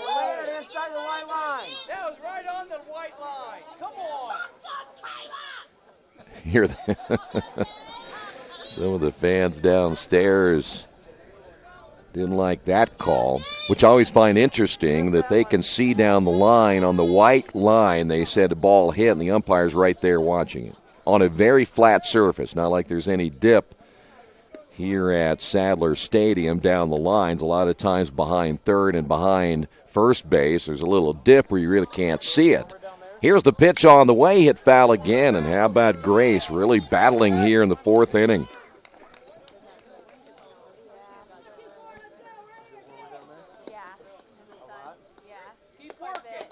Two runs in the second, a single run in the third. Earlham trying to add to it here in the fourth, leading at 3-2.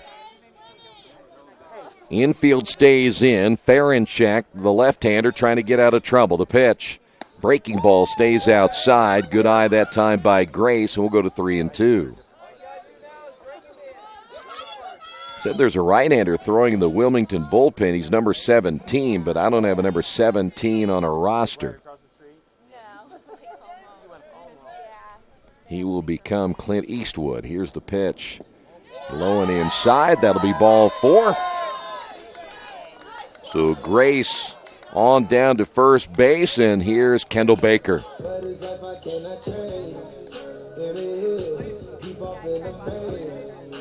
Now batting number 1, Kendall Baker.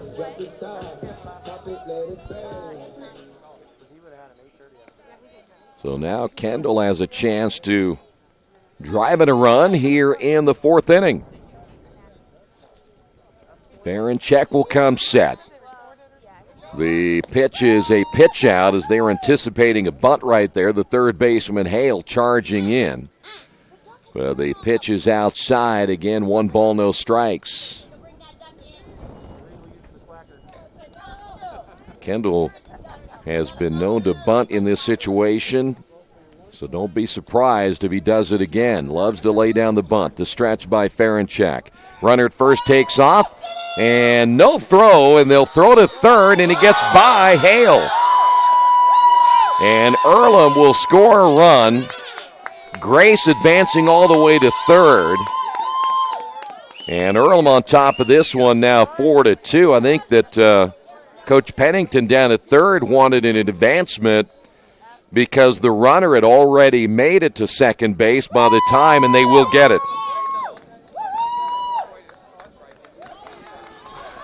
So give Grace a stolen base. It'll be a throwing error as we can clear off the bases, and so Grace will round. So you're looking at a throwing error by the first baseman, Hyatt. And that'll score the second run, and again, he had already made it to second base by the time that ball was tossed away. And so Kendall Baker, without even swinging the bat, Quakers score 2 runs. That'll be the first error on Wilmington in game number 2. 3 errors in the first game. And Earlham another productive inning.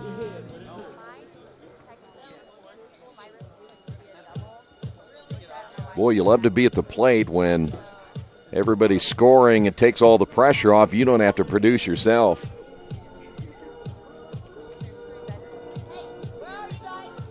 Michael Weisenberger will be the new pitcher. So Weisenberger listed as number 31 in the roster. He is number 17. We'll tell you about the new pitcher coming up in a moment.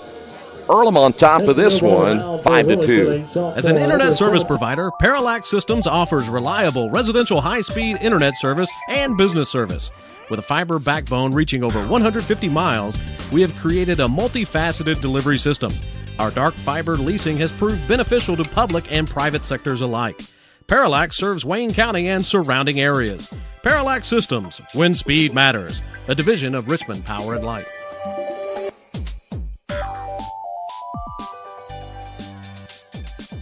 The Purdue Polytechnic Institute in Richmond is part of a statewide network that offers the same technology degrees available in West Lafayette. The benefit of earning your degree at the Richmond location is that the campus is small enough to provide you with dedicated one-to-one attention while you earn your degree from Purdue University. Purdue Polytechnic of Richmond. Give them a call at 973-8228 or go to their website for more information at polytechnic.purdue.edu. Well, the new right-hander again is Michael Weisenberger. He's out of Westerville, Ohio. No numbers on Weisenberger last year from a pitching standpoint. This will be his first appearance of 2018. And Earlham able to squeeze across 2 runs without Kendall Baker even seeing a pitch. And thanks to the 2 stolen bases by Pensura, Grace got a great jump also at first base, and by the time they threw down to second, it was too late. And so the first baseman, Hyde, decided, I'm going to throw to third. He throws it over the head of Hale, and that enabled not only Pensura to score, but then Grace, who had already made it to second base when the throw went to third, was awarded home as well. So now Kendall Baker will step to the plate with no outs here in the bottom of the 4th inning, and Earlham now on top of this one, 5-2. And now Weisenberger will step to the plate. Time is called. And I'm not sure what now. The home plate umpire is going over to talk to the head coach for Wilmington.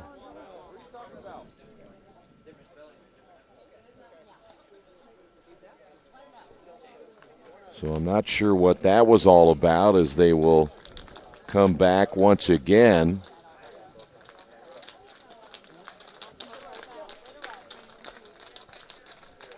A little confusion, I guess, is they're making sure that maybe Weisenberger was ready to go, as that's check swing foul.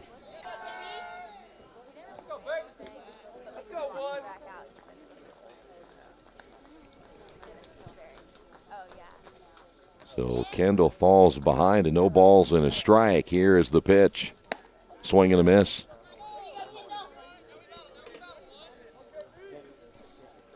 And Kendall quickly behind at 0-2. Weisenberger set to throw the pitch. And got him swinging. So one away, and we'll head to the top of the order, and Mark Gendro. With one out, now batting number 40, Mark Gendro. Quakers with another multi-run inning. You're getting to be a big boy. 2 of those in the first game. So now Weisenberger, the right-hander, set to throw again, and the pitch is up high. 1 ball, no strikes.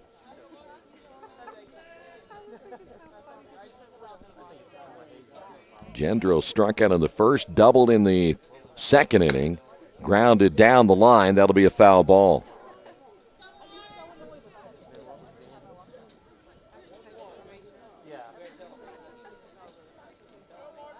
Quakers win game 1 6-3. They lead this one. I speak of the Earlham Quakers, lead this one 5-2.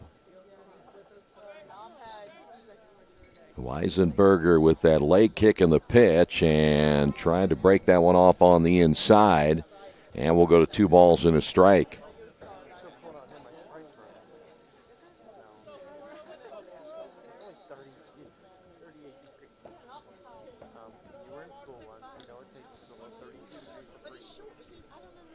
Here's the 2-1 pitch lined into left field. That'll be a base hit. Gendro picking up his second hit here this afternoon, and that'll bring up Sam Sprocket.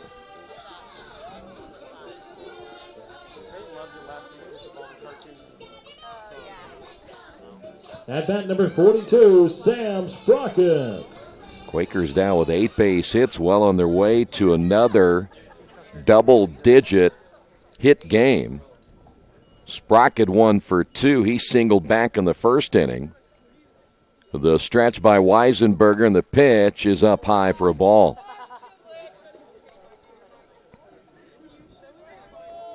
Wilmington also has, looks like, another reliever set to go if Weisenberger gets in trouble here in the 4th. The stretch and the pitch. Low and outside, 2 balls, no strikes.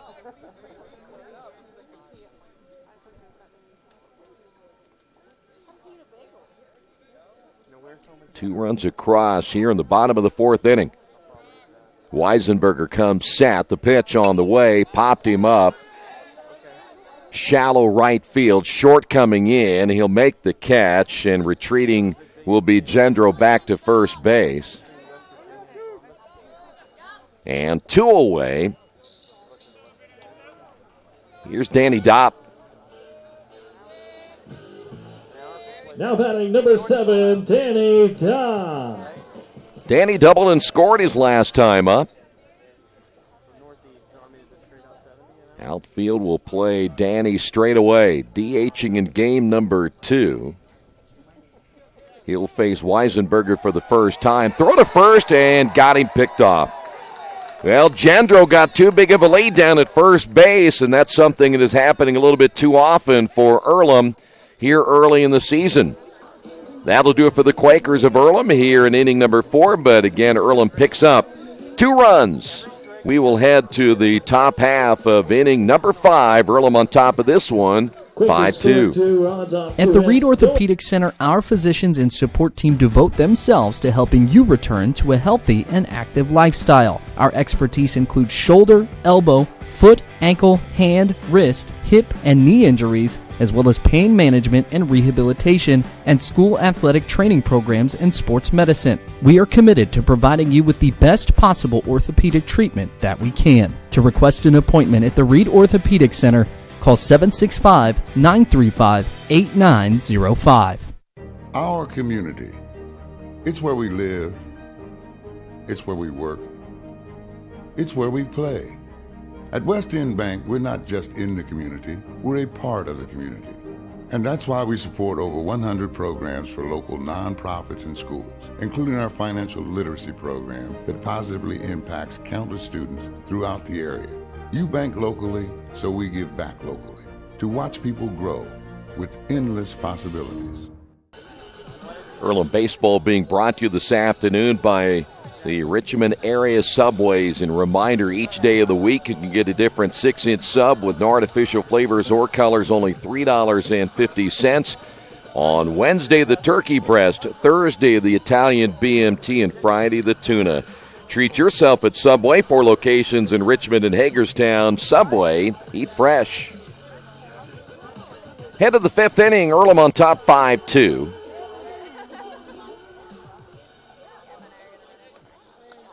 Leading off the top of the 5th, number 21, Gage Bly. Bly, the leadoff hitter, will step in, 1 for 2. Singled in the 3rd. Colin Greavy set for his 5th inning of work. The right-hander's first pitch is chopped foul.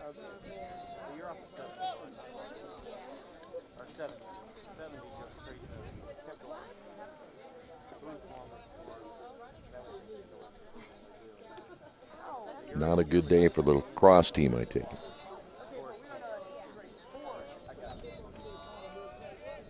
Greavy with that leg kick and the pitch, and this one hit hard back up the middle, diving the second baseman. Gendro can't get it, and a leadoff single in the 5th inning for Bly, as he's now 2 for 3. And here is Joshua Schwa. Now batting, number 10, Josh Schwa. 6 hits now by Wilmington.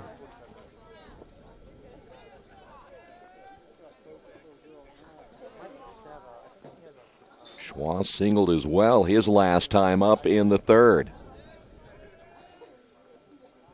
The stretch by Greavy, time called.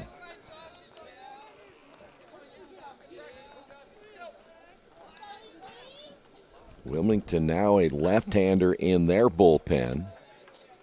As Greavy gets the sign from Bach, here's the pitch on the way. This one hit into center field. Baker coming on. He will make the catch.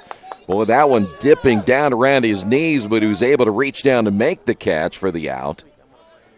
And that'll bring up Jake Hyatt. Hyatt 0 for 2. Now batting number 29, Jake Hyatt.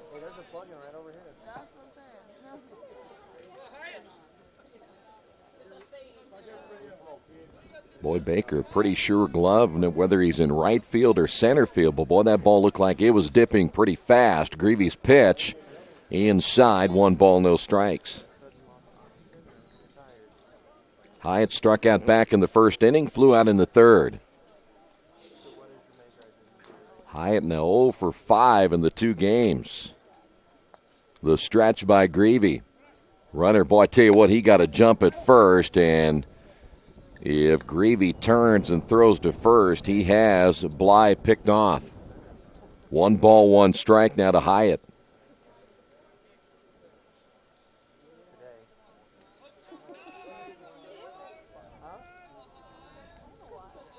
Greavy gets the sign from Bach, who sets up on the outside corner. Here's the pitch. And that gets away from Ian. That'll be a pass ball. That'll send Bly down to second base. But now Hyatt finds himself down in the count at 1 ball, 2 strikes. I would imagine right there for Ian, it didn't look like he got crossed up as much as just took his eye off the baseball. So now 1-2 to the best hitter in the team returning from last year, and Jake Hyatt. Greavy comes set, checks the runner, the pitch. Blocked, and the runner takes off, and no throw by Ian, as that'll be a wild pitch.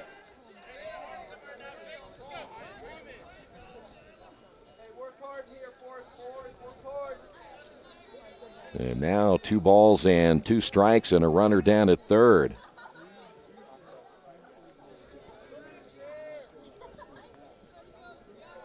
Hyatt back in, Greavy. Now gets the sign as Greavy comes set. Here's the pitch on the way, and it's low and outside. 3 balls, 2 strikes.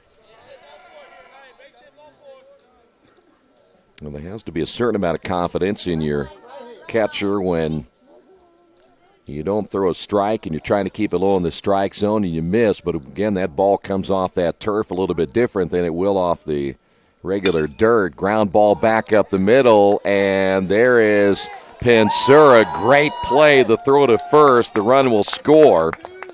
It's now 5-3, but that's good range right there by Pensura, as he was able to get that ball behind second base and still a strong throw to first.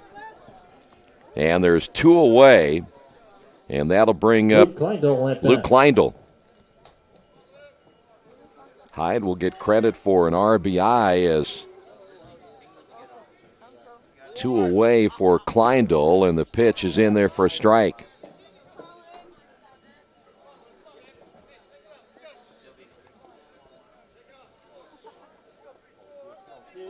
Kleindl singled in the second, was hit by a pitch in the fourth, and scored a run. Here's the pitch by Greavy. Breaking ball inside. And the count is even at 1 ball and 1 strike.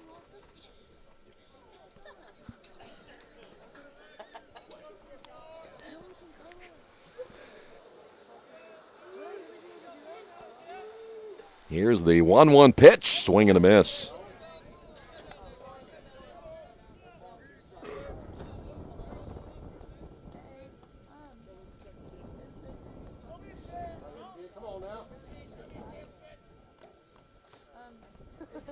One ball, 2 strikes. Greavy back to the windup.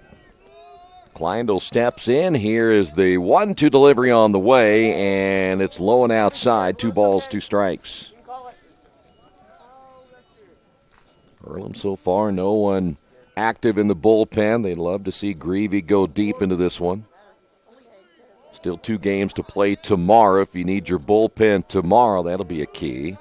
Here's the break-even pitch on the way, low and outside, 3-2. Let's go.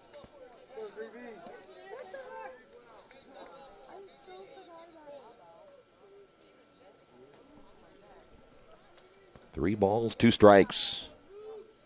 And again, 2 away in the inning. Here's the pitch. I'll tell you what, that's awful close, and that'll be a 2-out walk. And here's Kyle Short. I think that's the first walk by Greavy today. Kyle Short, fielder's choice in the second, flew out in the fourth. Greavy's pitch, swing and a miss. Big cut that time by the right-handed hitting Kyle Short. A pretty good fastball right there for Greavy. The stretch and the pitch on the way took something off that one. That's fouled to the screen. And Short falls behind at 0-2.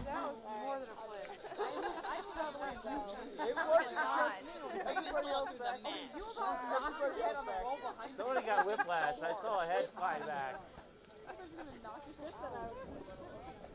No balls, 2 strikes. Collins set to throw, and the pitch on the way, and it's just outside. That was a pitch you probably got in game 1, but so far not here in game number 2.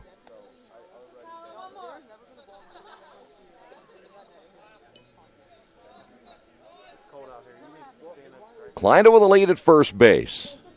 The stretch again by Greavy. And the pitch on the way to the plate, lined into left center field. That's going to fall in for a base hit, and Wilmington picks up their 7th hit of the ball game. And now they have runners at first and second for Shane Hale.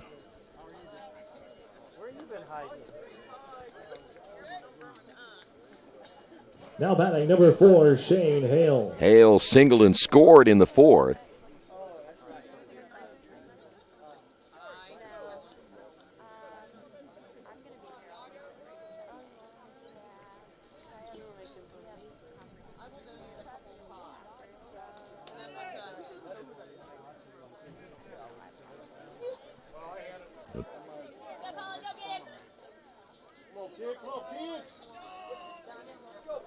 Quakers now have a right-hander. That may be Matt Mathias warming up as Greavy's pitch is in there for a strike. Well, Greavy's had the 1 inning. That was back in the first where he sailed through the first 3 hitters, got a little bit of trouble in the second, got into trouble in the third, and then gave up 2 runs in the 4th, and now a run here in the 5th inning, and now runners at first and second. The stretch by Collin to check of the runner, and he will spin, and everybody back to their respective bases.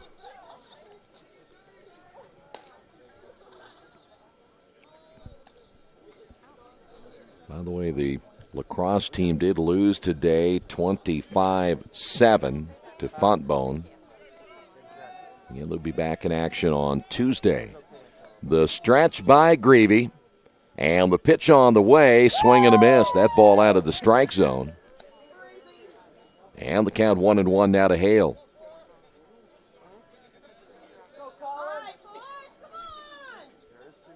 Well, Wilmington hitting much better here in game number 2. Again, 7 hits. Quakers with 8 hits. This could be a big inning right here for the Wilmington Quakers if they can pick up another run. The stretch. Greavy's pitch on the way. This one hit to the right side. That's going to get through. Charging will be Grace. Charging and throwing is Grace, and the throw to third, dropped by the third baseman, Sprocket. Tell you what, nice job by Grace in right field as he had a nice throw. And that perhaps saved a run right there, but now the bases are loaded. And that'll bring up Keith Hayes. Now batting number 15, Keith Hayes. 8 hits now matching Earlham. Hayes drove in a run in the 4th inning. Mathias getting a little bit quicker in his warm-up down to the bullpen. Is Greavy in trouble here in the inning, and there's a strike. 0-1 now to Hayes. Hayes came in after the injury to their starting left fielder in game number 2, Antonio Miller. Looked like he may have sprained his ankle early in the ball game. The stretch by Greavy, bases loaded, 2 away. The pitch, boy, awful close again, but inside, 1-1.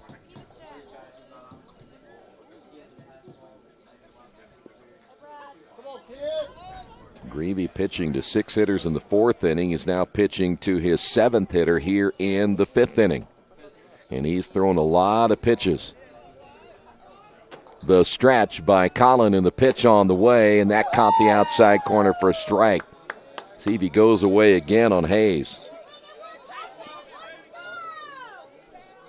1 ball, 2 strikes, and boy, this would be big both ways if Greavy can get out of this jam here in the 5th inning, and Hayes looking to come up big as well. The stretch by Greavy. They'll set up on the outside corner. The pitch hit foul. Ian Bach.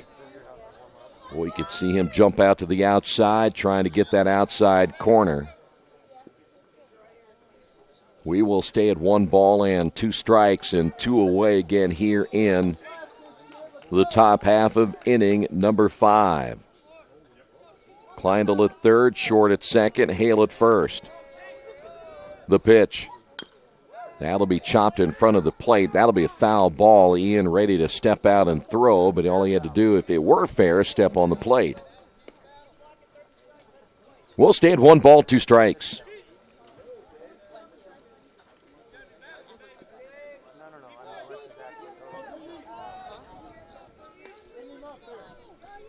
Another big pitch right here for Colin Greavy. Gets the sign from Bach, comes set. And the pitch on the way to the plate, that jams him, and it's fouled into the screen. So Hayes continuing to battle here in the 5th inning.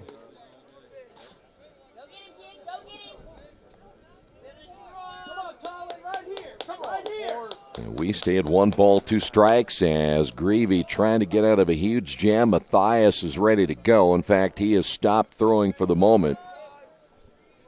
The stretch by Greavy. This might be his last inning no matter what. Here's the pitch on the way and blew it by him. Big strikeout for Greavy as the Wilmington Quakers will leave the bases loaded here in the top of the 5th inning. They pick up a run. And on the Wesley Bates Wealth Management scoreboard, Earlham leads this one 5-3. For over 30 years, Reynolds Plumbing has been keeping the Richmond-Wayne County area running. Whether on commercial properties, restaurants, or residential, they've done quality plumbing, heating, and air work for thousands of customers. In a small town, a company like theirs cannot stay in business for as long as they have without being very good at what they do. It's not just about quality work, it's about customer service. If that's the kind of experience you want on your next plumbing or HVAC job, then Reynolds Plumbing has you covered. Call Reynolds Plumbing today at 966-0994. For the past 35 years, Van Vliet Insurance has built a reputation of bringing a personal touch. That's because at Van Vliet, it's all about you, your needs, your life, and our town.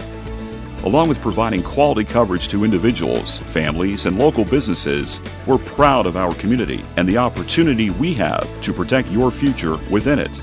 Van Vliet Insurance, an Erie Insurance representative. Hometown professionals at work for you. We're back here at Randall R. Sadler Stadium as the Wilmington Quakers leave the bases loaded, but they did pick up a run in the 5th inning. Dopp, Robertson, and Bach all due up. Quakers had Danny at the plate when Gendro was picked off at first base. Weisenberger's back in.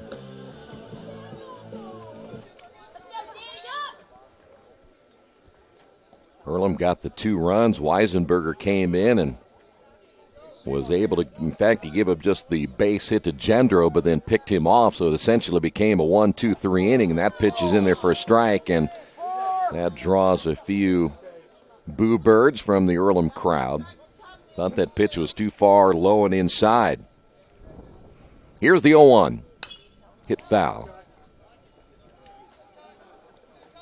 No balls and 2 strikes.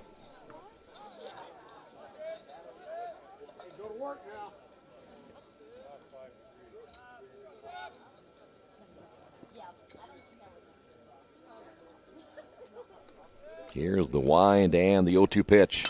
Breaking ball hit into right field. And there is Short to make the catch, 1 away.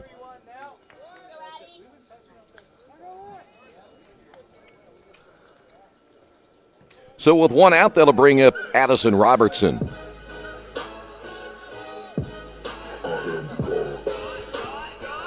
Now batting number 31, Addison Robertson. Of course, Robertson coming off a 4-for-4 day in game number 1. 1 for 2 here in game number 2. Here's the pitch. I should say 0 for 1. The sacrifice in the 3rd inning, and that pitch is low. 1 ball, no strikes. Live scoring here in game 2 on GoEarlham.com.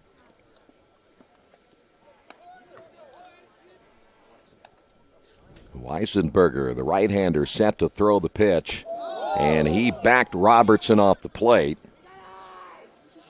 Boy, and the thing about that is now that home plate area is covered up by the shadow. We thought that'd be relatively soon, and it came to fruition. And he's got to see that ball come from the sunshine into the shade as that one's lined into center field. That's going to be a base hit. 9th hit for the Quakers here this afternoon, and Earlham has a man on here in the 5th inning for Ian Bach.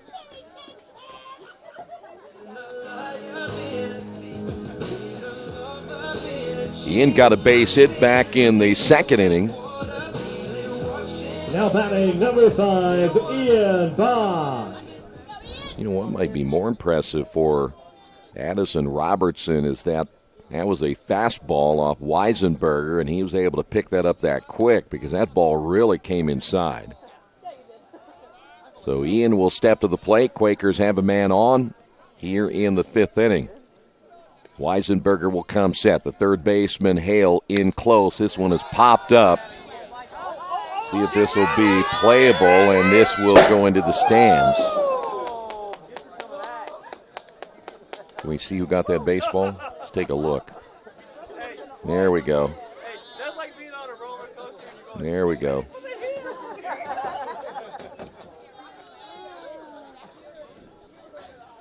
Who says we don't do ambiance? No balls in a strike to Bach.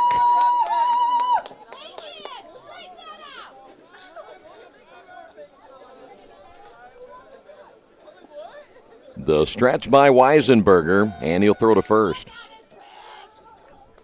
I think in the 6th inning we do the fan cam. Spy on the fans downstairs. They have no idea it's coming. Weisenberger once again will come set. The pitch on the way to the plate, off the end of the bat, foul. And Ian falls by to no balls and 2 strikes.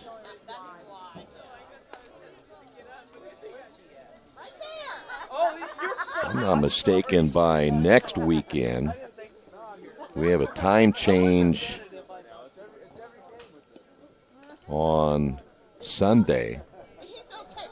So we will all spring ahead next Sunday. Here's the pitch on the way, hit foul, and another good cut by Ian Bach. And we'll stay no balls and 2 strikes.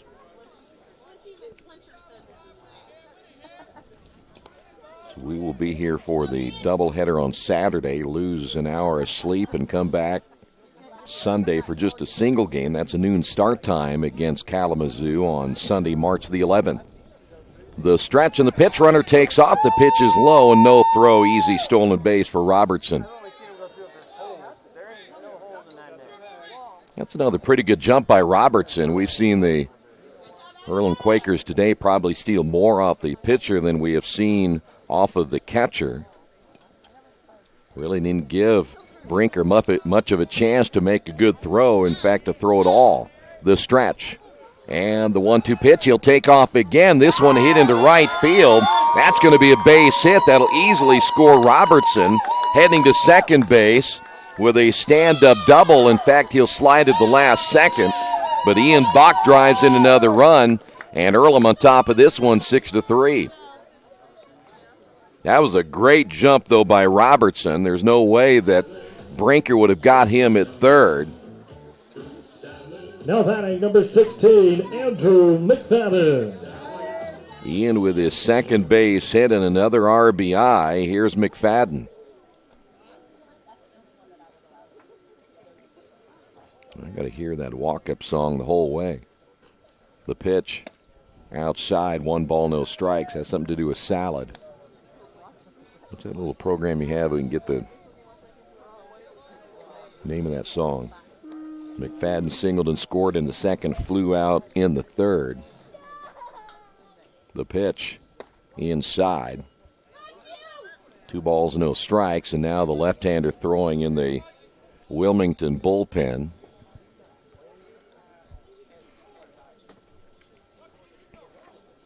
And we will see Lance Fleischman now getting warmed up. The pitch on the way. Hit well. That's a base hit into left field. Rounding third, heading home is Bach. There will be no throw, and Earlham now leads this one 7-3. Now 11 hits by Earlham.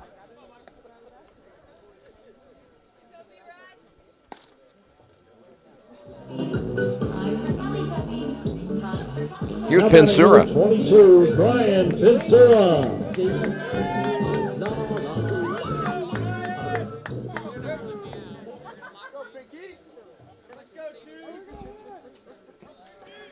Pensura 2 for 2, couple of stolen bases, scored a couple of runs. And Weisenberger getting in trouble even more here in the fifth.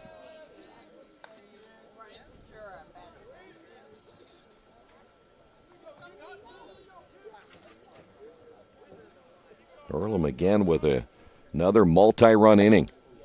And the pitch in there for a strike. Of the doubleheader today, this will be the third multi-run inning of this game. They had 2 earlier. We're talking about 5 now in the 2 games. Throw to first.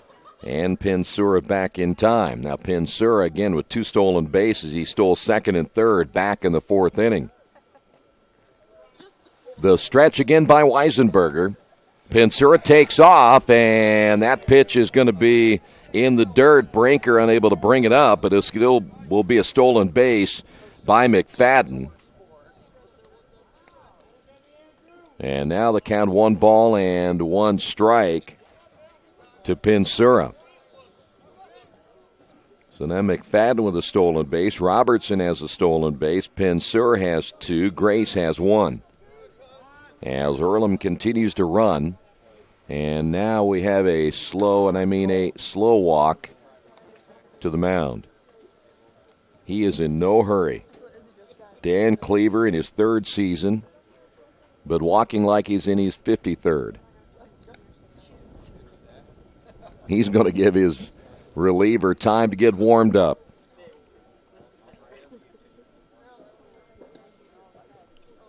One ball and 1 strike.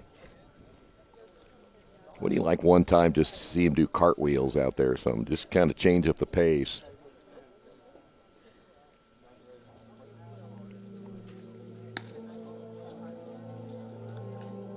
You ever wonder if they really say anything out there?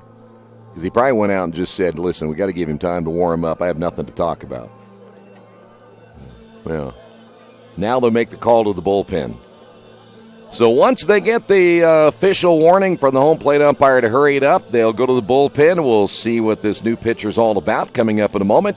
Earlham on top of this one, 7-3. For over a century, Richmond Power and Light has been providing safe, reliable energy to the citizens and businesses of Richmond and the surrounding area. Through their dedicated and talented employees, they are advancing their tradition of exceptional service through new technology, training, and efficiency in everything they do. Richmond Power and Light provides reliable, low-cost energy and technology services in a customer-focused, environmentally responsible, safety-conscious manner. Richmond Power and Light. Together we make powerful partners.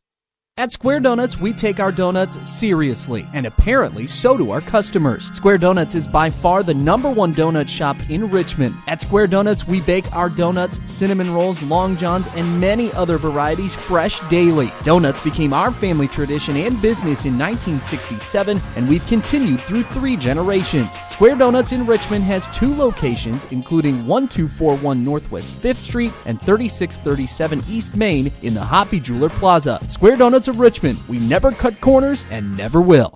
Summit Computer Systems is a full-service computer manufacturing and support company founded in 1997. They partner with businesses and individuals to provide computer systems, hardware service, support, design services, high-speed wireless internet, network design, and more. Summit Computers, 1427 Chester Boulevard in Richmond. Give them a call at 939-2120. We will see the left-hander Lance Fleischman. Last year through 35 1/3 innings, giving up 47 hits, 46 runs, 39 earned, 24 walks, 15 strikeouts. He, too, a robust ERA of 9.93. And he will come in as Pensura. At the plate, no balls and a strike. It's actually 1-1, right? Quakers of Earlham with a runner at second base. Trying to build on a 7-3 lead here in the bottom half of inning number 5. The stretch by Fleischman. And the pitch. Hit foul. Good inside out cut that time by Pinsura.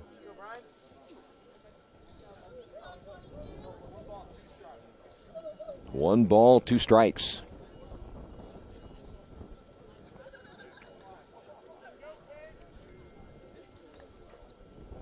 Runner at second base, McFadden. Here's the pitch on the way, and it's outside. And we'll go even at 2-2. Quakers of Earlham now 11 base hits, 8 hits now for Wilmington. Pinsura trying to go with a hat trick. He is 2 for 2. Quakers 3 hits in the inning. Highlighted by the double by Ian Bach. The stretch, Fleischman, the pitch, that's hit foul again. And will stay 2 balls, 2 strikes.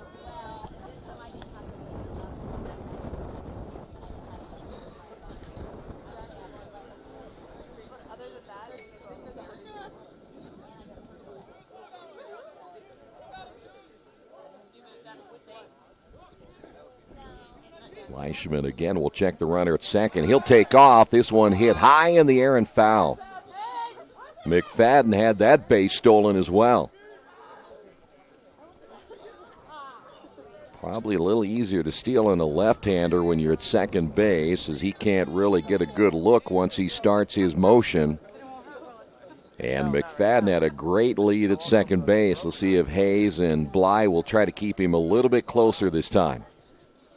2 balls and 2 strikes. The stretch by the left-hander. Long look at second base, and now we'll turn, and the runner back in time, no throw. Center fielder Schwa didn't even move. If that ball goes into center field, he was like a statue. The stretch. And again, the long look and the pitch. Inside corner, struck him out. Pinsura strikes out for out number 2. So Fleischman doing his job, the left-hander getting the second out, and that'll bring up the right fielder, Grace.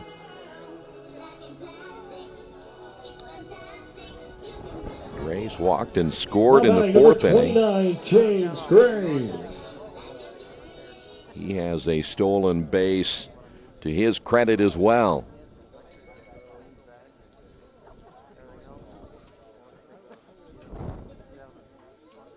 Every once in a while you hear the wind pick up as it swirls a little bit around home plate, but at least in the outfield it again appears to be pretty much dead. Here's the stretch by Fleischman. He'll take another look, and that generally draws a time, and it does as Grace will step out.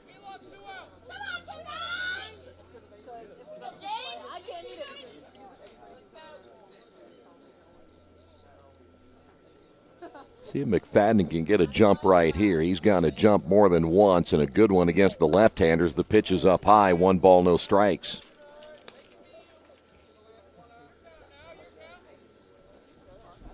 Again, Earlham with 5 stolen bases in this one.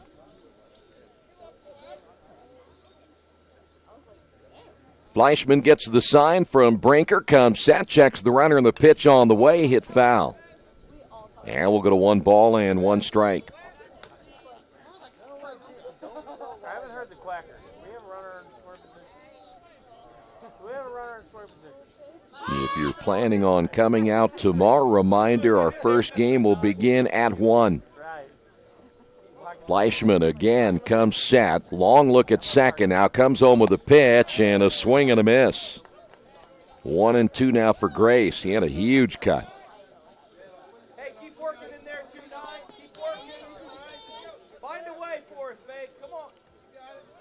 Grace out of Mason, Ohio. And boy, I tell you what, I don't think that Coach Sack planned on using as many position players, the many freshmen he has, but he's used them a lot so far as that pitch is high. 2 balls and 2 strikes, and of course out of necessity today with the earlier injury last week to Isaiah Shake, and then you lose your shortstop. Davis got hurt in the first game. The break-even pitch, foul tipped, held on by the catcher Brinker, and that'll do it for Earlham here in the bottom half of inning number 5. On the Wesley Bates Wealth Management scoreboard, we will head to inning number 6. Earlham on top of this one, 7-3. 2 runs off, 3 hits, no errors, and leave 1 on.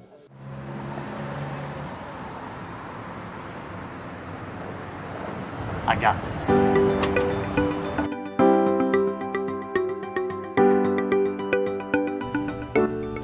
I got this.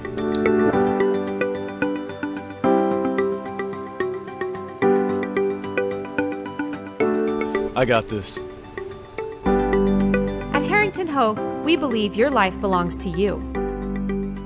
That's why we work hard to make sure that your insurance coverage is the last thing you have to worry about. So when it comes to keeping you protected, We got this.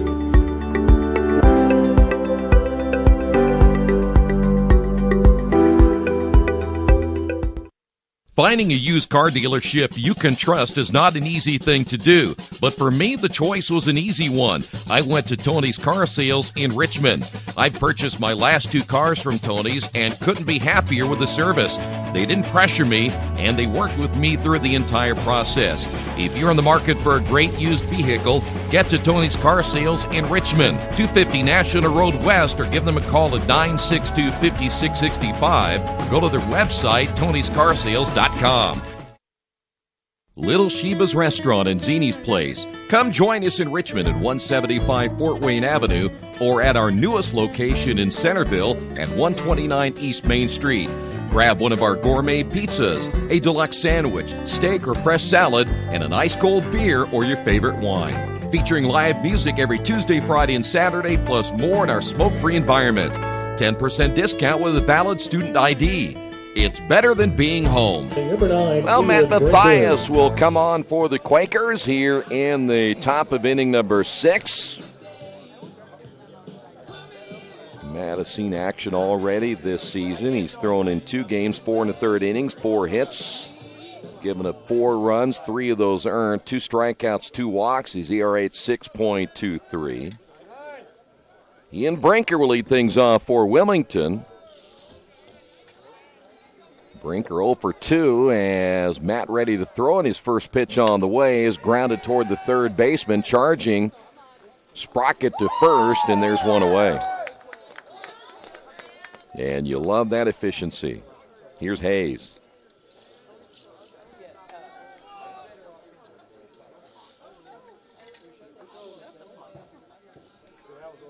Dan 0 for 2, struck out back in the 4th inning. 38, Daniel Hayes.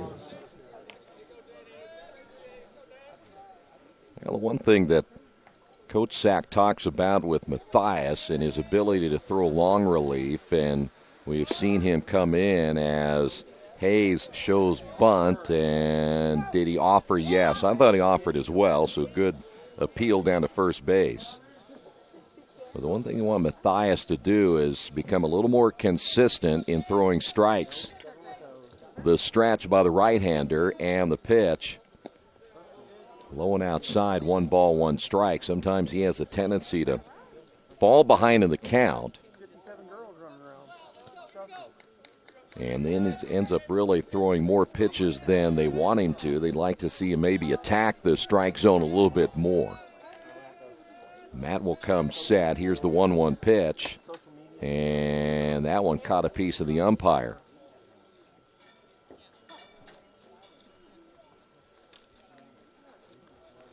And they will, Ian, of course, walk out and give the umpire a chance to regroup.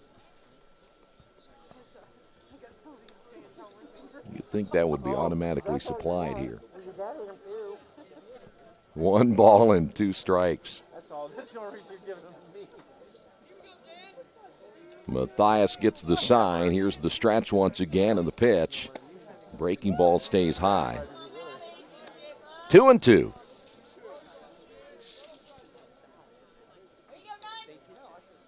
Feel that shadow is going to be a factor. It may even see the sun come back in once it has a tendency to set a little bit further in the west. This one hit high in the air in left field. McFadden back on it, makes the catch, and there's 2 away. Here's Bly, the leadoff hitter. With two away, now batting number 21, Gage Bly.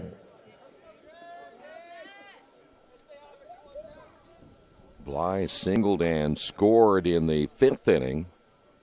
2 base hits here in game number 2. The stretch by Matthias and the pitch. High fly ball into center field. Baker a couple of steps back will make the catch, and that'll do it for Wilmington in the top half of inning number 6. On the Wesley Bates Wealth Management scoreboard, Earlham on top of this one, 7-3. New Vision Sports is a training program that focuses on the training and improvement of this serious-minded athlete, including all ages and skill levels. From creating customized workout plans to providing ongoing motivation and support, New Vision strives to help you achieve your training goals. Their trainers use a variety of effective workout plans based on your specific goals. New Vision Sports, 977-5831, or go to their website, newvisionsports.com. That's New Vision Sports with a Z. Summit Computer Systems is a full-service computer manufacturing and support company founded in 1997. They partner with businesses and individuals to provide computer systems, hardware service, support, design services, high-speed wireless internet, network design, and more. Summit Computers, 1427 Chester Boulevard in Richmond. Give them a call at 939-2120. Earlham Baseball being brought to you today by Jason Wise of Better Homes and Gardens First Realty Group. He has an idea for an alternative fundraiser for your school group or nonprofit. If you list, buy, or refer a customer and mention this promotion, he'll donate 10% of what he makes on that transaction to the school group or nonprofit of your choice in your name. Tell your friends, family, and colleagues to mention this offer when listing with Jason Wise at Better Homes and Gardens First Realty Group. Give him a call at 969-3400. Bottom of inning number 6, it's Baker, Gendro, and Sprocket.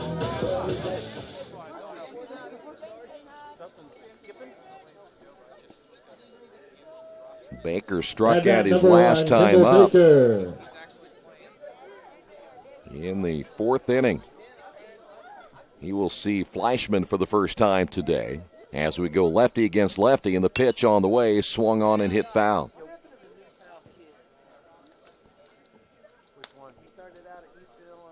Scouting report pretty basic on Kendall Baker when you consider that Hale, another one of the third basemen who will play in front of the bag, try to take that bunt attempt away.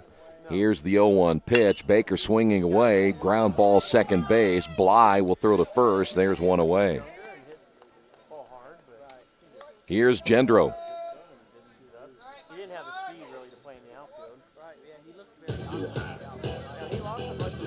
Gendro, a couple of base hits, including a double back in the second.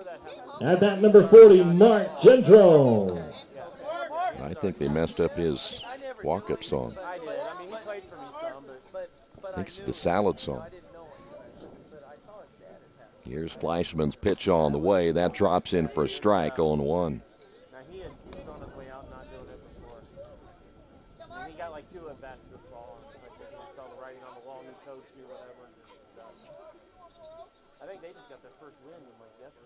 The wide and the 0-1 pitch.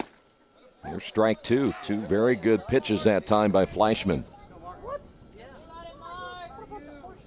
Well, Wilmington back here tomorrow, and again, they've used a few pitchers here today. I think they'd like to save a few in case they need those guys for the doubleheader tomorrow. Is that pitch high and outside? So if they can get some innings out of Fleischman. No one throwing in their bullpen at the moment. Quakers quiet as well as Matt Matthias, the rubber arm, coming in for the Quakers. They can get a lot of innings out of him if he throws well. Here's the pitch on the way, grounded toward the first baseman, as Hyatt will step on the bag, 2 away. Here's Sprocket. Sprocket 1 for 3, picked up his base hit back in the first inning. Sam Sprocket.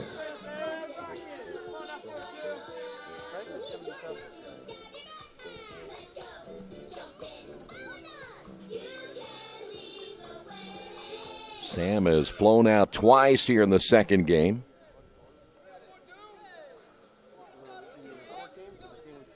Sprocket now 1 for 5 in the 2-game set so far. Here's the pitch, and it's inside 1-0.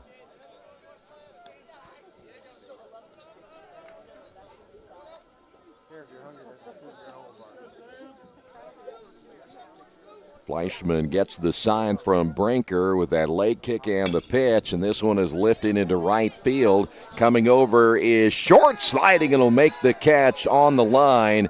And a nice play by the right fielder, Short, will end the inning. We will head to the top of inning number 7 on the Wesley Bates Wealth Management scoreboard. Earlham on top of this one, 7-3. At Square Donuts, we take our donuts seriously, and apparently so do our customers. Square Donuts is by far the #1 donut shop in Richmond. At Square Donuts, we bake our donuts, cinnamon rolls, long johns, and many other varieties fresh daily. Donuts became our family tradition and business in 1967, and we've continued through 3 generations. Square Donuts in Richmond has 2 locations, including 1241 Northwest 5th Street and 3637 East Main in the Hoppy Jeweler Plaza. Square Donuts of Richmond. We never cut corners and never will.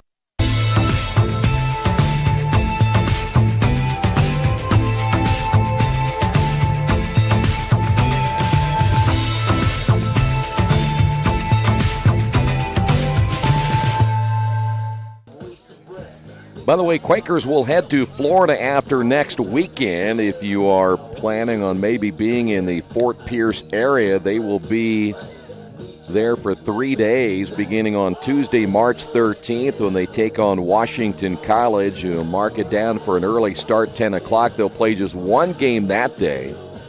They'll come back on Wednesday, March 14th. They'll play Albright at 10, Scranton at 2, and then Thursday, March 15th, they'll play Northwestern at 10, and then Western Connecticut State at 2, and then they'll finish it out on that Friday, March the 16th against Kenyon, with another 10 o'clock start time. So, Earlham, I know they're looking forward. The players looking forward to heading down south.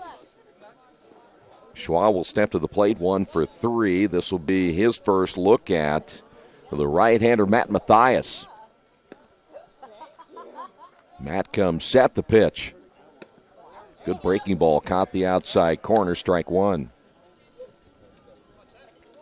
We were talking about it a little while ago that it's kind of rare that you'll see a team play 11 games at home before they even head south. There's another nice breaking pitch. Most teams get out of the cold Midwest and try to go south first and then come back, but Coach Sack is completely different. He wants to play at home, and I don't blame him. Get some games in. As long as the weather is not rainy, as that pitch is up high, and there's no snow on this field, he's going to play. 1 ball, 2 strikes. The stretch by Mathias. The pitch. That'll be tapped to the right side. Mathias will field and throw 1 away.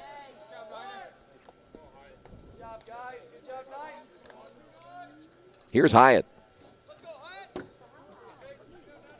You look down the line, and of course, the Quakers will have to come back, go on the road to Heidelberg, and that'll be their final road non-conference game. Now batting number 29, Jake Hyatt. They'll come back and get 1 more tune-up against Grace on Wednesday, March 28th, before they begin conference play. The pitch. There's another nice breaking ball. We've seen now 3 very good pitches by Matt Mathias. Hyatt 0 for 3 here in game number 2. He is 0 for 6 in the 2 games. The pitch. Grounded down the third base side. Backhanded by Sprocket. A good throw across the diamond gets him. And there's 2 away.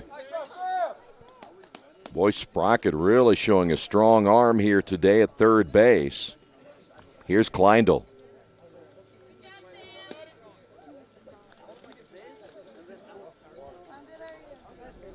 Now batting Earlham will open up their conference campaign. The defense of the 2017 championship against Bluffton here at home. That'll be a doubleheader starting at 5 o'clock. 2 out of their first 3 will be conference matchups at home as that pitch appealed down to first base. They'll say that Kleindl did not go around. Kleindl a base hit here in game 2 back in the second, and he walked his last time up in the 5th. Matthias ready to throw, time called. Quakers will have the one non-conference game. They still have more non-conference matchups coming. They have DePauw on April the 8th. As that one is hit to the right side, backhanded by the second baseman. Gendro throws on to first in a 1-2-3 inning for the Quakers. We will head to the bottom half of inning number 7 on the Wesley Bates Wealth Management scoreboard. Earlham on top of this one, 7-3. Our community. It's where we live. It's where we work. It's where we play. At West End Bank, we're not just in the community, we're a part of the community. And that's why we support over 100 programs for local nonprofits and schools, including our financial literacy program that positively impacts countless students throughout the area. You bank locally, so we give back locally to watch people grow with endless possibilities. For over a century, Richmond Power & Light has been providing safe, reliable energy to the citizens and businesses of Richmond and the surrounding area. Through their dedicated and talented employees, they are advancing their tradition of exceptional service through new technology, training, and efficiency in everything they do. Richmond Power & Light provides reliable, low-cost energy and technology services in a customer-focused, environmentally responsible, safety-conscious manner. Richmond Power & Light. Together we make powerful partners. Well, the Wilmington Quakers back to their bullpen as they will go with Kyle Krieger. Krieger's out of Rossford, Ohio. Wilmington, the freshman right-handed pitcher, number 42, Kyle Krieger. So Krieger getting his first college action. Krieger may get a couple of extra warm-ups. I didn't see him in the bullpen. But the Wilmington Quakers having to go back to their bullpen yet one more time. Want to remind you today's doubleheader brought to you in part by Chef KC, 1301 South L Street in Richmond. Catering for all events or occasions. Personal chef and traveling barbecue service. Carry out and delivery is available. Chef KC, 1301 South L Street in Richmond. Now batting number 25, Michael Johnson. So here is Michael Johnson, a freshman out of Moseley, Virginia. Johnson hitting in the place of Danny Dopp in the number 3 hole. So another freshman getting a chance to play for the Quakers, and Krieger's first pitch is in there for a strike.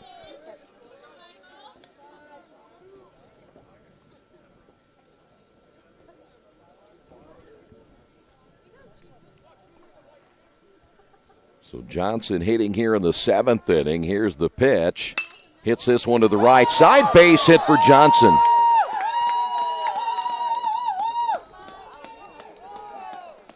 Earlham picking up their 12th base hit. Johnson able to go the other way. And that'll bring up Addison Robertson. Now batting number 31, Addison Robertson. Robertson singled and scored, stole a base his last time up in the 5th inning.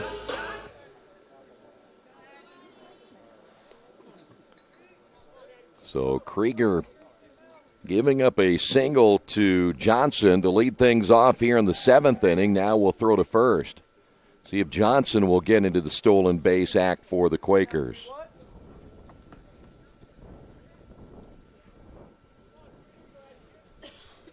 Krieger comes set. Here's the stretch by the right-hander. The pitch on the way and misses high with a fastball.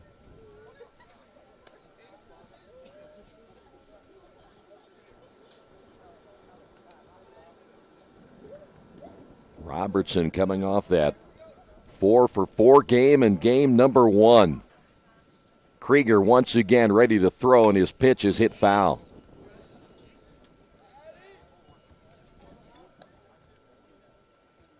One thing for sure is this Earlham baseball team is playing here in the non-conference schedule, getting a chance to see a lot of different players. Krieger gets the sign from Brinker, comes home with a pitch, check swing. It's low, ball number 2, 2-1.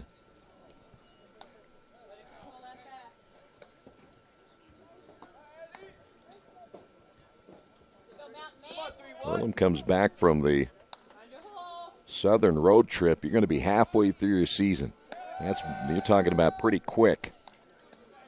By the time we get to Friday, March 16th, that is pretty much the midway point.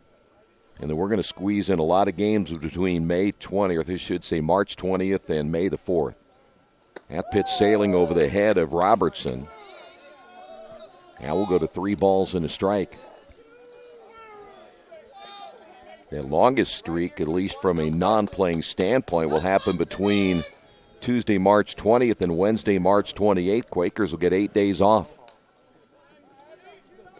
3 balls, 1 strike. Krieger ready to throw once again as the right-hander's pitch is on the way, and it's in there for a strike.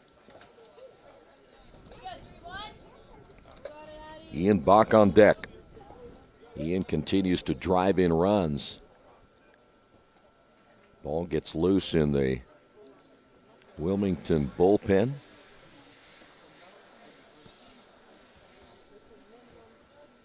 Bullpen's just out down the line from the dugout on both sides. The stretch. And the payoff pitch on the way, and this one is going to be looped over the head of the shortstop, Hayes. Heading to third will be Johnson. And runners at first and third now for Earlham. No outs here in the 7th inning.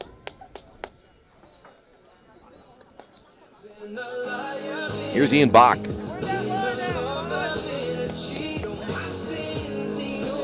Now batting number 5, Ian Bach. Ian doubled his last time up in the 5th inning. Couple of base hits here in game number 2.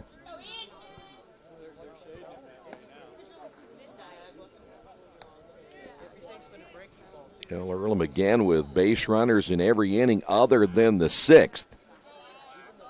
And Krieger back in relief again. This one right back where it came from. That'll score Johnson. Rounding second is Robertson. He'll retreat back to the bag, and the Quakers now lead this one 8-3.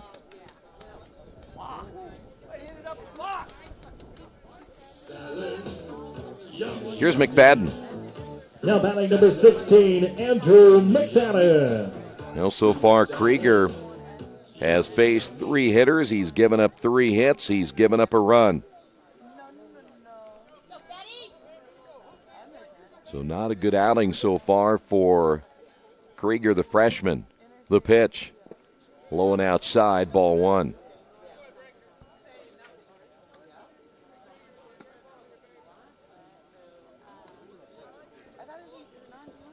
Quakers now with 14 base hits.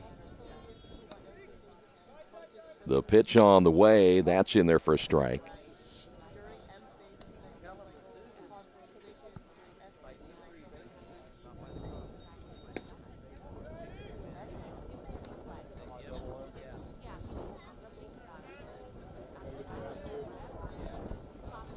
Runners at first and second. Long look this time by Krieger. Here's the pitch. Runners take off. They're going to throw down to third and not in time. Did he stay on the bag? Yes.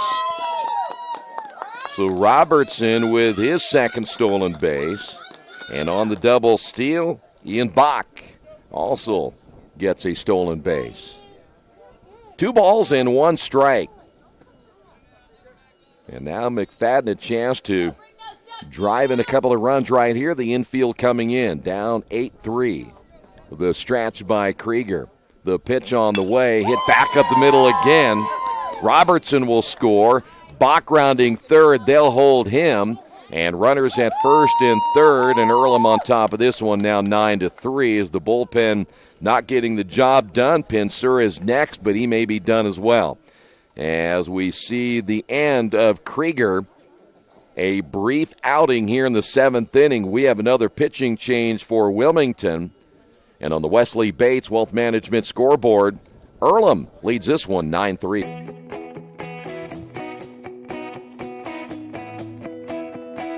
We check them better.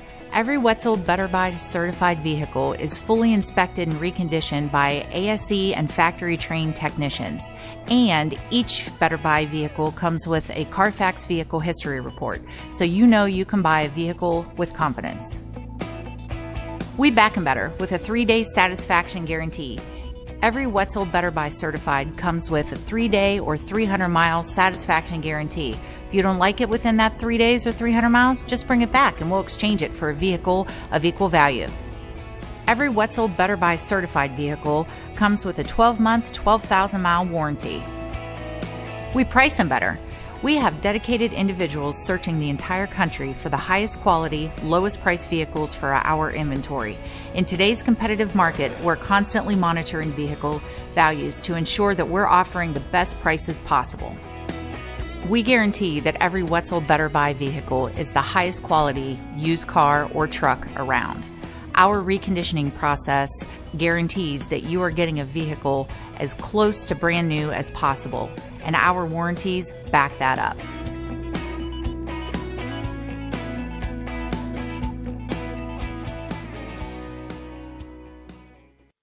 For over 30 years, Reynolds Plumbing has been keeping the Richmond-Wayne County area running. Whether on commercial properties, restaurants, or residential, they've done quality plumbing, heating, and air work for thousands of customers. In a small town, a company like theirs cannot stay in business for as long as they have without being very good at what they do. It's not just about quality work, it's about customer service. If that's the kind of experience you want on your next plumbing or HVAC job, then Reynolds Plumbing has you covered. Call Reynolds Plumbing today at 966-0994. Alec Robinette will take over here in the 7th inning. No outs, 2 runners still on as Robinette at 11 in Ohio. He is a junior last year. Had 6 appearances, 9 in the 3rd innings, giving up 14 hits, 10 runs, 9 earned. He had 10 strikeouts and 4 walks. Anthony Morgan. And an 8.68 ERA. Here's Anthony Morgan. Morgan hitting here in the 7th for Pinsura.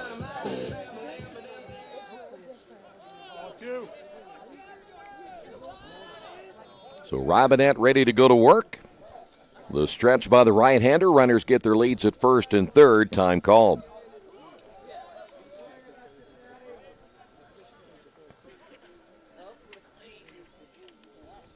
The stretch and the pitch way outside, 1-0.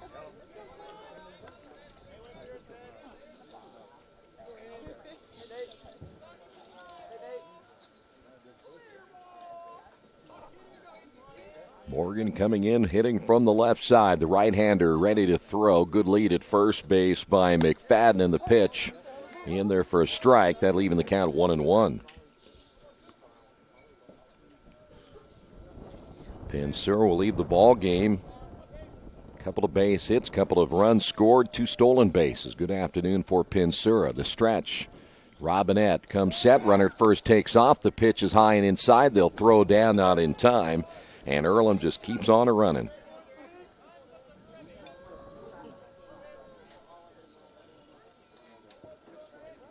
So now runners at 2nd and 3rd. And that's 3 stolen bases in this inning alone. Infield is in, the stretch, and the 2-1 pitch. Hit well, but foul.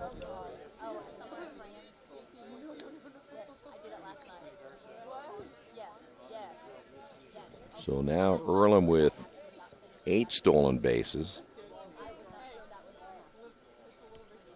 2 balls and 2 strikes. The stretch by Robinette. Infield stays in with runners at 2nd and 3rd, and he throws it behind him. And I don't know how Morgan got out of the way, but he did. And we'll go to 3 and 2.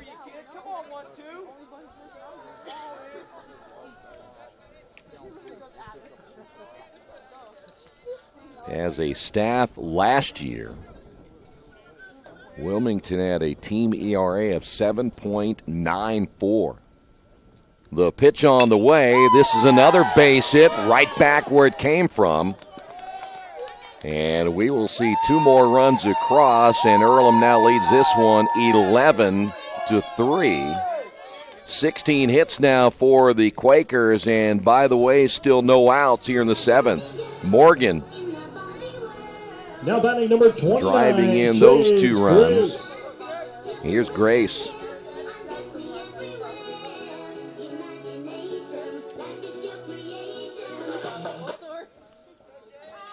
Boy, Earlham hitting the ball right on the nail on that one again. Boy, they've had 3 base hits right back up the middle here in the inning. The stretch by Robinette. And he'll throw to first. By the way, all 4 of those runs are charged to the last pitcher for Wilmington.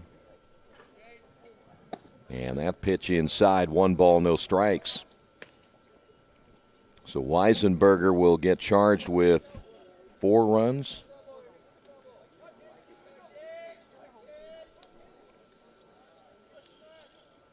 Now that was Krieger, again, the freshman out of Rossville, who got the 4 runs charged to him. This is now what the 4th pitcher used.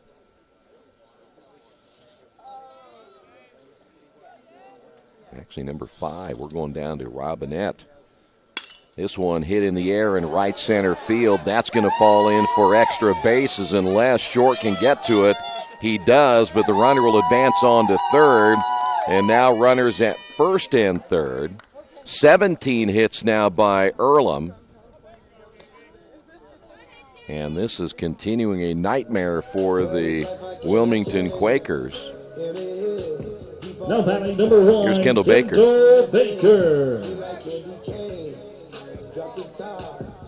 That is now 6 straight hits for Earlham, and there are still no outs in the inning as the Earlham Quakers looking to really blow this thing wide open. The stretch again by Robinette. The pitch on the way, and it's in there for strike 1.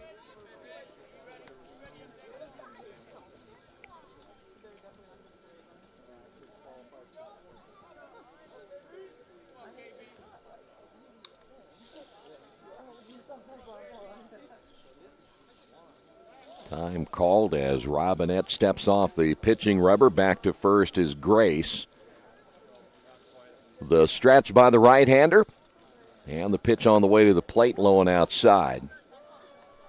And that'll even the count at 1 ball and 1 strike.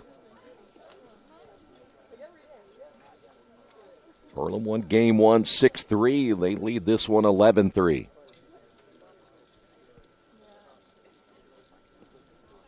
The 1-1 pitch on the way, fly ball into left field. Coming on will be Hayes. He will make the catch, and that one almost, he about overran that one in fair territory.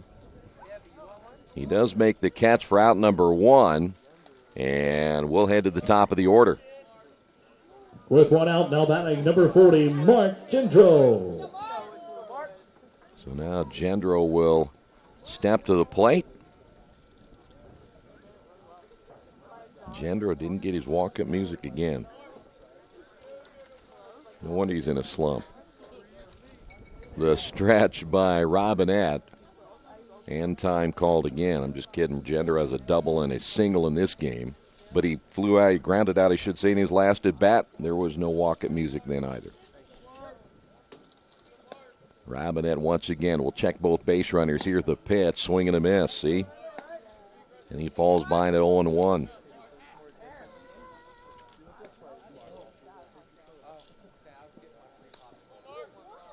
Earlham 17 hits, now a season high.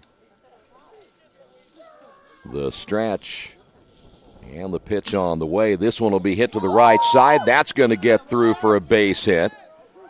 Morgan will score. Heading to third is Grace, and we will continue to pile it on here in the inning. 18 hits now by Earlham.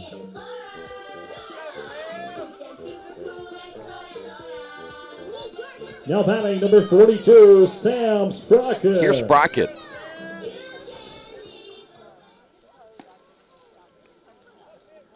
Seven hits in the inning. That, by the way, is also a season high. Quakers with 5 runs, and that also is a season high. Grounded to the left side. That will get through. Another run will score.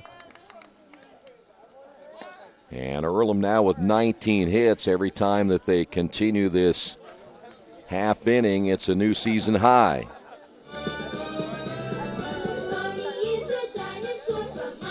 Here's Michael Johnson. At bat number 25, Michael Johnson. Johnson got this inning started with a single. So Earlham able to bat around in the inning.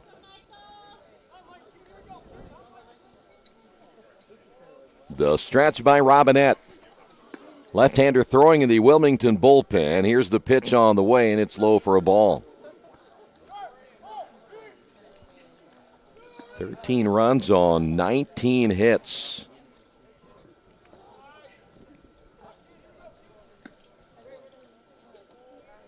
The stretch by the right-hander. Runners get their leads at first and second. The pitch on the way is outside. 2 balls and no strikes.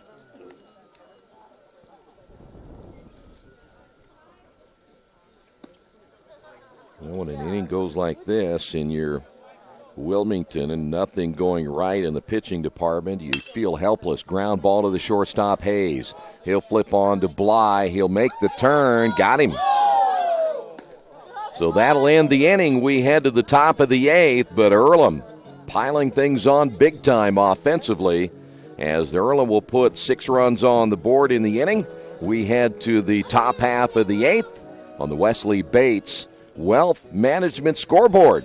Quakers lead at 13-3. Finding a used car dealership you can trust is not an easy thing to do, but for me, the choice was an easy one. I went to Tony's Car Sales in Richmond. I purchased my last 2 cars from Tony's and couldn't be happier with the service. They didn't pressure me, and they worked with me through the entire process. If you're in the market for a great used vehicle, get to Tony's Car Sales in Richmond, 250 National Road West, or give them a call at 962-5665, or go to their website, Tony'sCarSales.com. Georgia Direct is your one-stop source for floor coverings and decorating ideas for remodeling a home, office, kitchen, or bathroom. Their showroom offers quality products from Mohawk, Shaw, Armstrong, Craft-Made, and many more. They proudly offer Richmond the best quality and variety of home design solutions at competitive prices. At Georgia Direct, their goal is to deliver an outstanding customer experience from selection through installation. Georgia Direct Carpets and Cabinets, 5200 National Road East, Richmond. Holmes will take over at first base for the Quakers as Matt Mathias back in.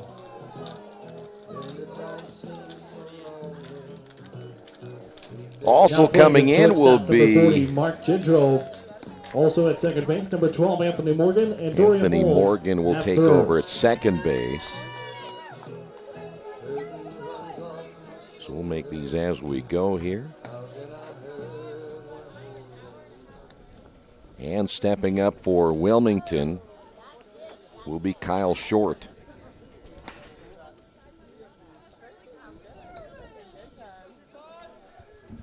Mathias with the pitch in there for strike.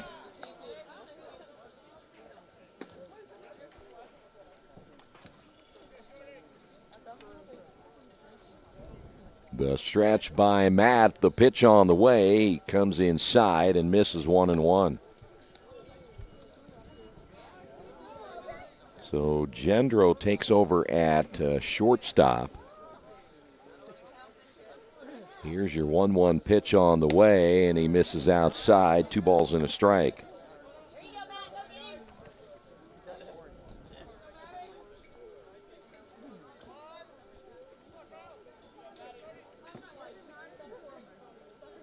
Here's the beginning of the 2-1 in time called.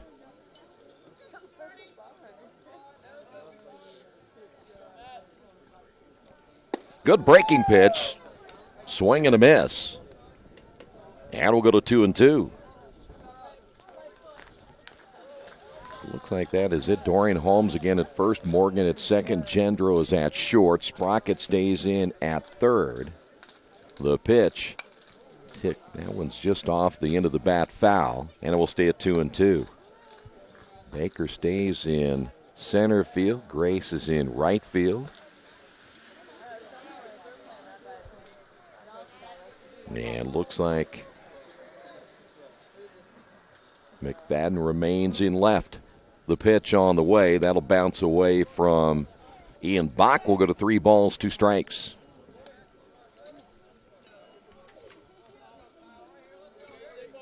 I don't know, mystery in this one so far as the bats coming alive against that Wilmington bullpen in the 7th inning, but it started even with the Quakers scoring 4 in the 4th and 2 more in the 5th inning as there's a ground ball to the shortstop, Sprocket. Strong throw across the diamond in time, got him by a half step. There's 1 away. Take that back, 2 runs in that 4th inning, 2 runs in the 5th. They had 2 in the 2nd. So we've had now 4 multi-run innings, highlighted by the 7 runs again in the bottom of inning number 7. Number 4, Shane Hale. Here's Shane Hale.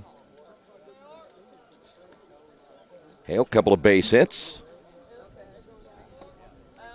The stretch by Matthias, and the pitch is outside. 1 ball, no strikes.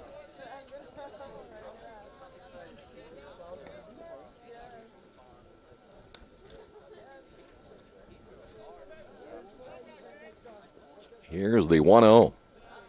Not bad for a team today that, again, missing Dre Davis in Game 2, and Isaiah Shake will miss the entire series.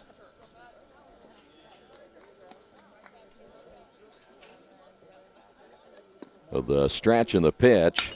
This one hit well, and that'll be a base hit between the shortstop and the third baseman.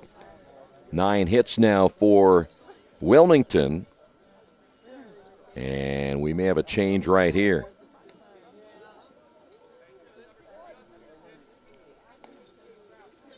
So the new hitter will be Joey Alinder. Alinder is out of Cincinnati. He's a freshman. Now batting number 2, Joey Allender.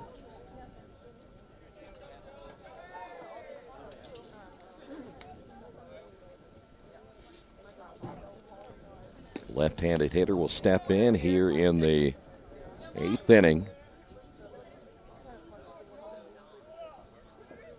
The stretch by Matthias. And the pitch. That one is outside. 1 ball, no strikes. 1 away as we play here in the 8th inning. Game 2. Matthias will get a new baseball.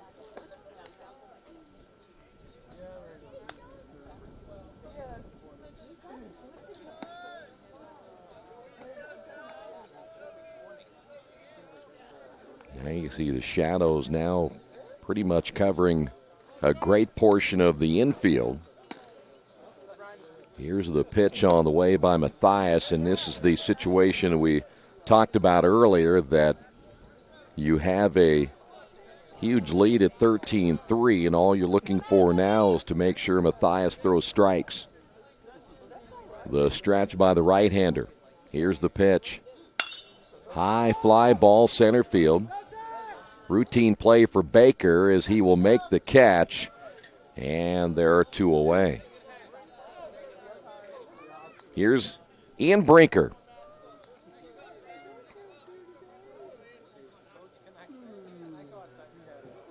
With 2 outs, now batting number 9, Ian Brinker. Brinker 0 for 3. Brinker picked up an RBI earlier in this contest, but it's been Earlham ever since. 13 runs, 19 hits. The pitch by Matthias, and there's a strike.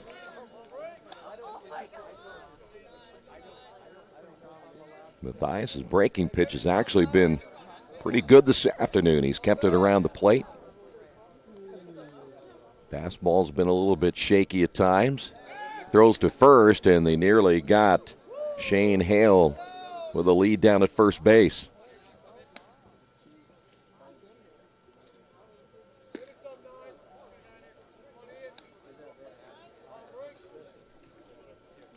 That will come set. Here's the pitch. This one is lined toward the second baseman, Morgan. He'll take it on one hop. The throw to first in time, and that'll do it for Wilmington in the top of the 8th inning. On the Wesley Bates Wealth Management scoreboard, Earlham on top of this one, 13-3.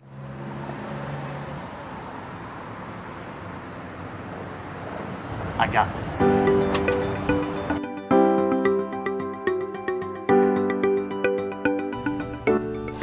I got this.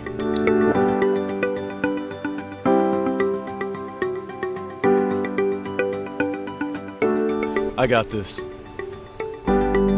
At Harrington Hogue, we believe your life belongs to you. That's why we work hard to make sure that your insurance coverage is the last thing you have to worry about. So when it comes to keeping you protected, We got this.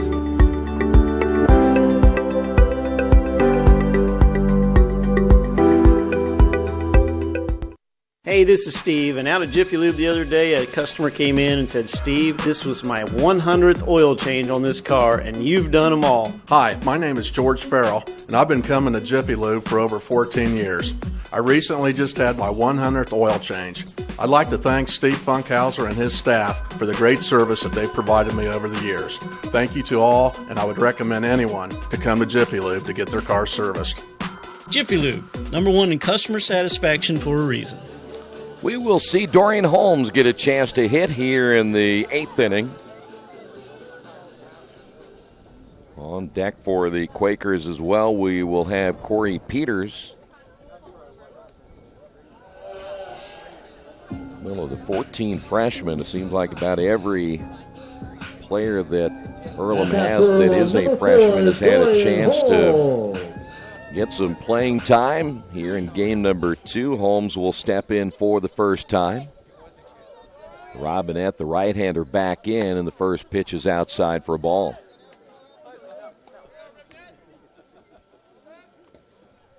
Holmes, a converted pitcher, but again with the depth on this pitching staff, they really didn't feel he would have much of a chance to get some quality innings. So they now moved him to first base. And a left-handed bat. The 2-0 pitch, way outside. 3 balls, no strikes.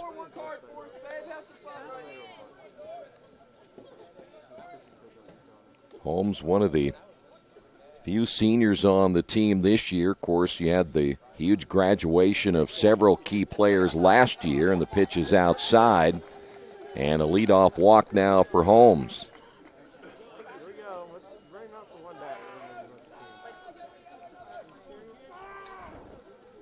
Here's Corey Peters. Now batting number 34, Corey Peters.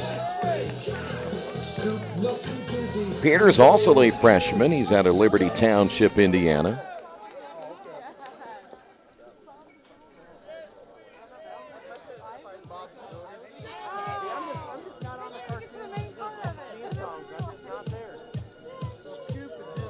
And we're going to have another pitching change by the Wilmington Quakers before we continue, as it looks like 44. Tyler McDaniel will come in and pitch. We will take a quick timeout.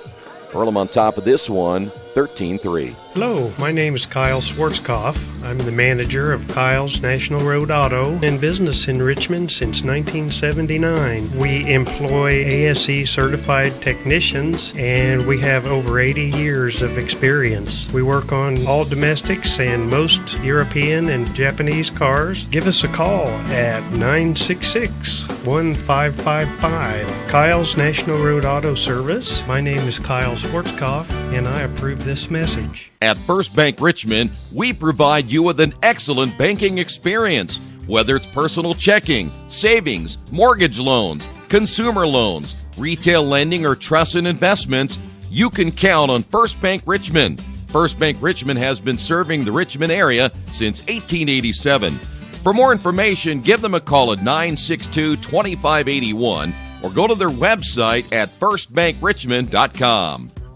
Kate's Cages is the #1 indoor training facility for baseball and softball in Richmond by far. With top-flight instructors, you will learn how to play the game the right way. Everything from pitching, hitting, catching, and fielding. Kate's Cages will also have the opportunity to participate in triple play fall ball, the softball academy, individual and team camps, and individual private workouts. Kate's Cages Baseball and Softball Indoor Training Facility, 1366 Rose City Boulevard. Call 993-2353 for more information. Well, we mentioned that McDaniel takes over the left-hander for Wilmington. Peters getting a chance to hit here for the Quakers, and the pitch on the way, low and inside, 2 balls, no strikes.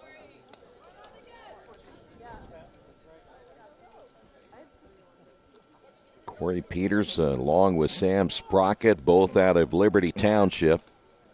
The pitch on the way is in there for a strike.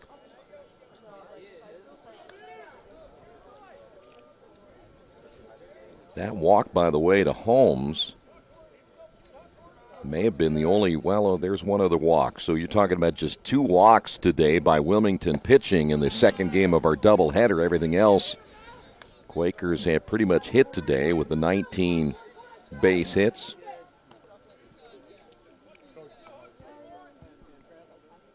Three balls and a strike. The stretch, the pitch on the way, and that caught the outside corner. So Peters will come back once again, try it one more time with Holmes down at first base. They got a lot of left-handers on the staff for Wilmington. The pitch on the way, and that one hits him.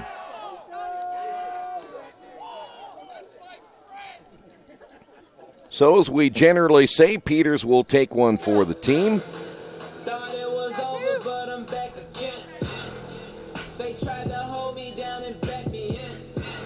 Another change as we will see Alec Bryan.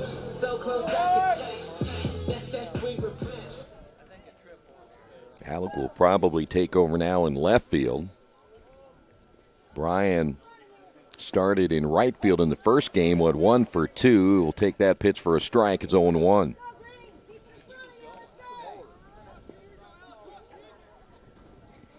McDaniel will come set. Runners at first and second, and the pitch on the way is low and inside. And the count even at 1 ball and 1 strike.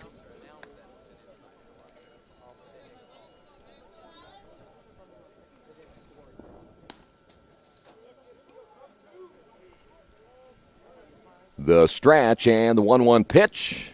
That's a called strike, 1-2. Go, babe. Nice and relaxed. Battle up for us, 2. Come on, 2. The stretch and the delivery on the way. This one is hit into right field, and coming on to make the catch is short. Runners will stay. 1 away.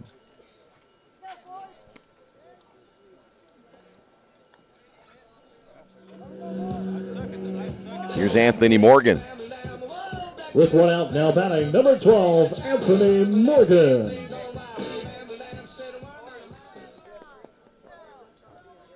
Anthony singled and scored in the 7th inning. The pitch on the way is a called strike.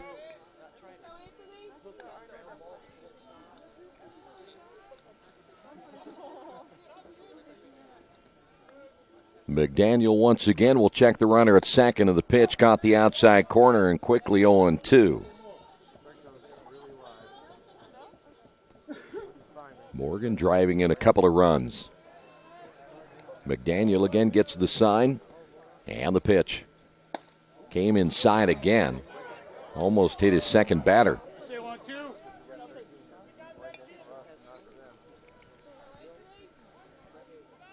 1 ball, 2 strikes. The stretch and the pitch. This one is popped up foul and out of play to our left.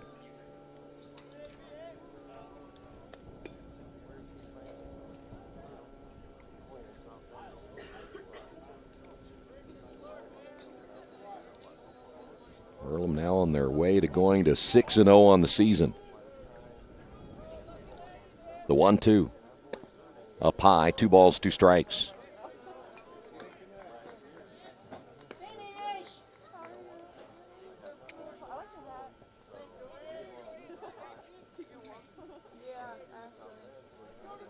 Here's the break-even pitch. Grounded to the right side. The second baseman will scoop it and throw, and there's two away as the runners advance now to second and third. And with those two outs, stepping to the plate, James Grace. Now batting number 29, James Grace.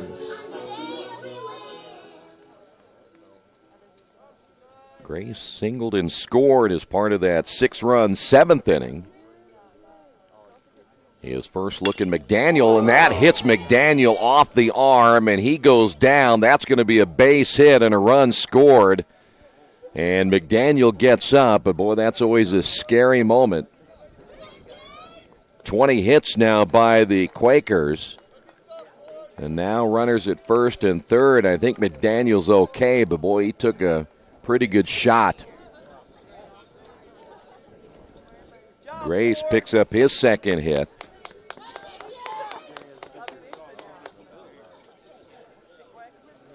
That thing coming back a lot faster than it went in there. Now batting number 1, Kendall. Here's Kendall Baker.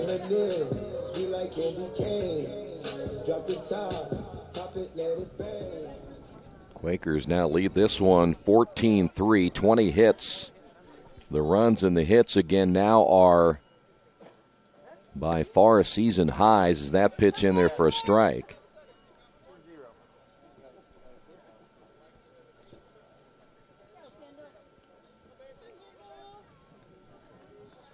The stretch by McDaniel. Here's the pitch on the way, and that's high and inside.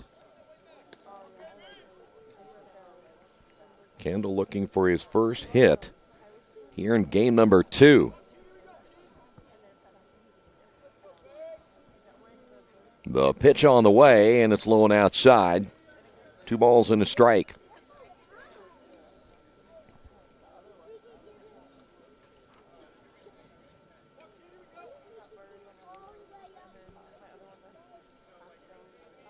McDaniel's pitch on the way, this time caught the outside corner. And we'll go even at 2-2. Quakers have a right-hander throwing. That looks like that might be Tyler Netzley. That one chopped right back to McDaniel. And he will underhand that one on to first, and that will do it for Earlham in the 8th inning. But Earlham picks up another run. And we will head to the 9th inning. Earlham on top of this one, 14-3. Big Boys Pizza is now open in Richmond. Located at 1015 East Main Street, next door to the Civic Theater. The menu has great sandwiches, pasta, salads, and of course, pizza. Come dine in, carry out, or have your food delivered day or night, at home or at the office. Other locations are in Connorsville and Brookville. Bring in a sports ticket after any game and receive 10% off your purchase. Ticket must be dated for the same day as your purchase. Dine in, take out, or delivery. Big Boys Pizza. 765-488-0023. Since 1994, Beach Automotive has provided motorists in the Richmond area with comprehensive auto repair services that include car and truck care, alignment, brakes, tires, engine, transmission, and more. You'll be hard-pressed to find the same level of expertise that our auto mechanic specialists provide. For a high-performing vehicle, trust Beach Automotive. To learn more, call 765-966-8181. Beach Automotive, 110 East Main Street, Richmond. Wish me luck, we've all said it. Thing is, life doesn't run on luck. For most people, it takes careful planning. A lot more than, say, crossing your fingers or toes. So talk to Indiana Farm Bureau Insurance. Because as your life changes, your life insurance coverage should do the same. And when it comes to your coverage, luck should have nothing to do with it. Indiana Farm Bureau Insurance. Stop knocking on wood. Questions about your coverage in Wayne County? Call 765-962-9548 and ask for me, Kevin Shearer. Hi, this is Steve Funkhauser, and I was talking to someone the other day about how friendly and professional the crew at Jiffy Lube is, and they said, "You are always so upbeat. I'm going to call you Mr. Positive." And so now I am Mr. Positive. And I want you to know how proud I am of you and that you are doing a great job today. And hey, do something nice for somebody. Make somebody smile. Smiles are contagious, you know. I want you to have a great day and the horse you rode in on. Jiffy Lube. Fast, friendly, professional. I'm Mr. Positive, and I approve this message. Tyler Netzley takes over. He is a sophomore out of Greenville, Ohio. As we head to the top half of inning number 9, the other changes. Peters behind the plate. Leading off the pinch hitter, number 8, Jacob Courtney. Connor Drews will be the new second baseman. Grace now moved to left field. Alec Bryan will go to right field. Morgan takes over at third base.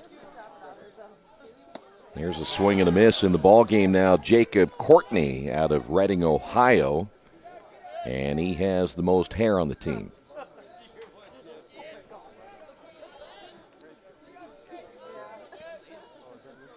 The stretch by Netzley in the pitch is up high. 1 ball, 1 strike. And it just takes me weeks to get a curl like that. I just tuck mine underneath my hat. Here's the stretch again in the pitch.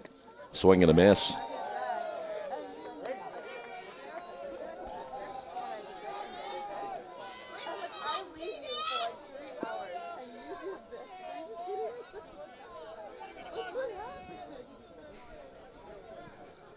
Netzley set to throw, and the pitch is in the dirt. And it'll go 2 balls, 2 strikes. Jacob Courtney listed as a backup catcher and also a pitcher. Netzley again gets the sign from Peters. Here is the break-even pitch on the way and misses low. 3 balls, 2 strikes.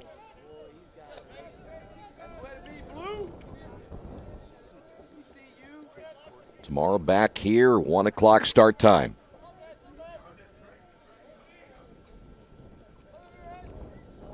The payout pitch on the way, line down the third base line and foul.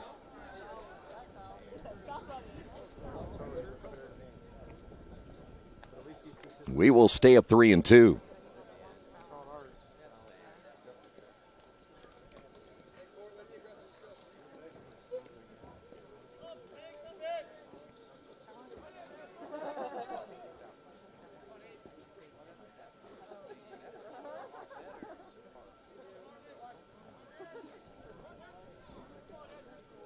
Netzley will come set.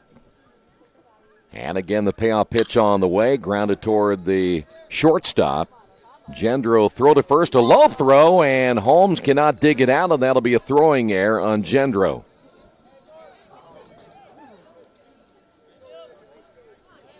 First error for Earlham. And a man on here in the 9th inning. And we will see now. Bly, is he going to go back or is he going to hit? We're going to have a pinch runner at first base. Coming into the ball game is 27, which is not on the roster.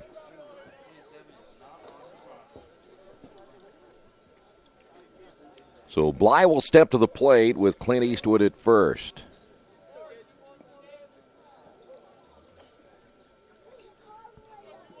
Bly, couple of base hits.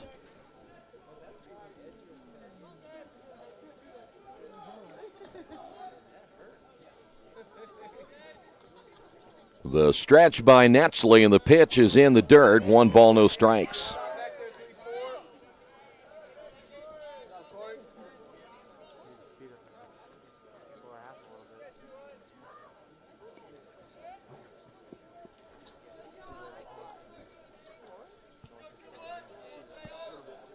Netzley checking the runner at first. He'll come set. And the pitch on the way, low again, 2-0.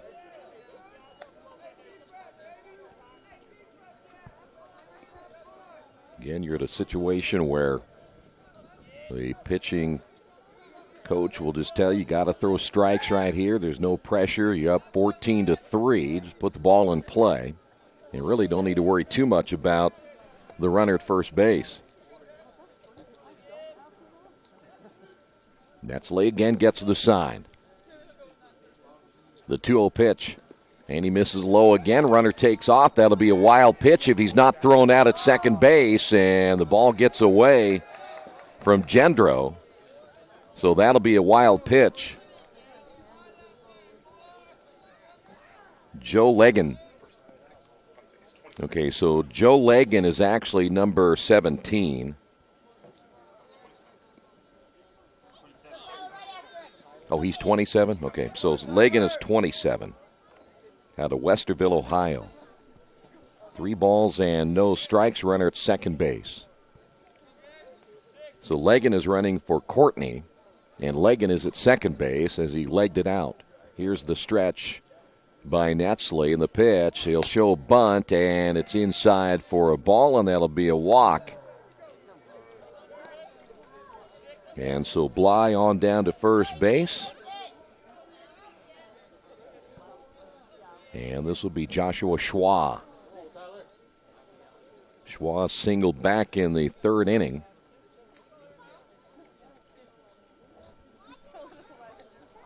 So again, Netsley dows runners at first and second. Here's the pitch on the way, and he misses again. And right now, Netsley having a hard time finding the strike zone.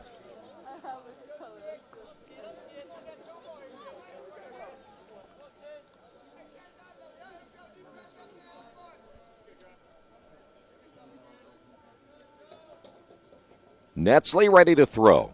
Peter sets up right down the middle of the plate. Let's see where this pitch will be. It's on the way, and that one may have hit the bat. As Schwa goes down, the bat stayed up high in his hands. The ball hits the bat. That's a foul ball, and the count of 1 ball, 1 strike.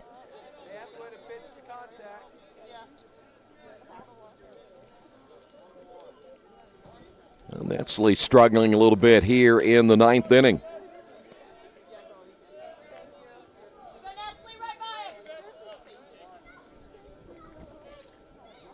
Runners at first and second. Time called.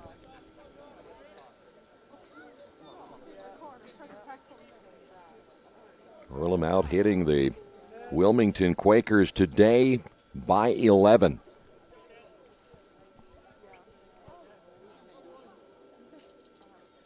Netsley's pitch on the way, hit well. That's a base hit into left center field. Rounding third and scoring will be Legan, and Wilmington picks up the 4th run of the ball game. That is their 10th hit. Schwab picking up his 2nd base hit.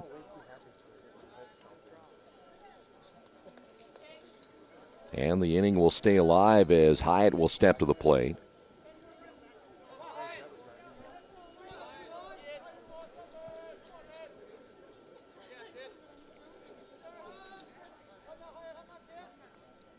The stretch and the pitch popped up, and that will sail at a plate or right. At bat is number 29, Jake Hyatt.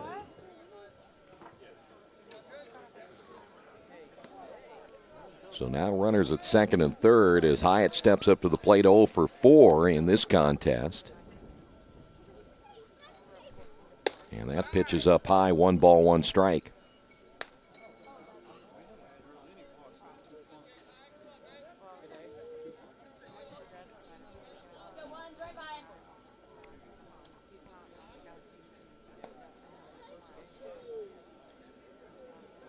Netsley's pitch on the way. There's a strike. And he jumps ahead to 1 and 2.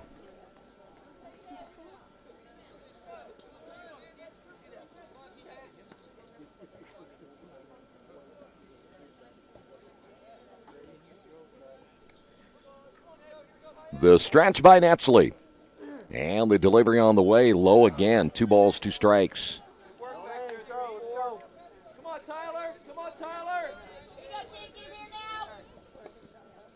Combined 18 runs now, 30 hits in game number 2.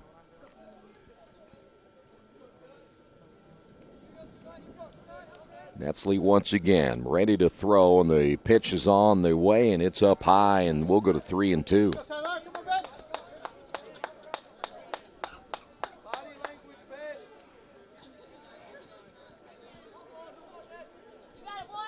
Still no outs here in the ninth inning. Earlham trying to close this out and then focus on tomorrow's doubleheader. The payoff pitch on the way. That's hit well into left field. That's going to be extra bases. 2 more runs will score. Hyatt on his way to second with a 2-run double. And much like what we saw in the earlier game today, Wilmington picking up 3 runs in the ninth inning.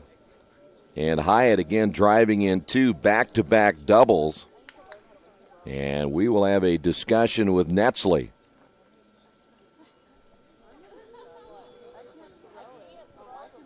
So 14-6.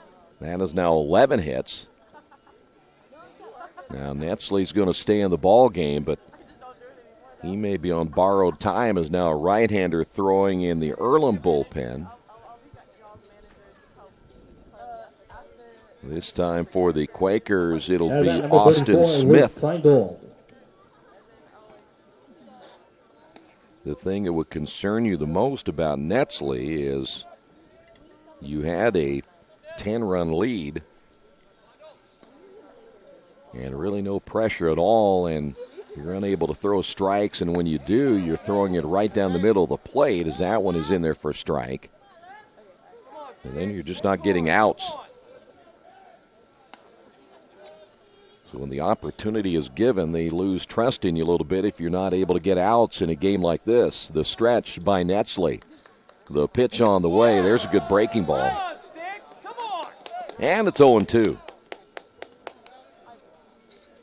Kleindl picked up a base hit back in the second inning. He has scored a run. He has walked. Runner gets a lead at second. Netsley ready to throw again. Another breaking ball hit foul to the right side. Will stay in no balls, 2 strikes.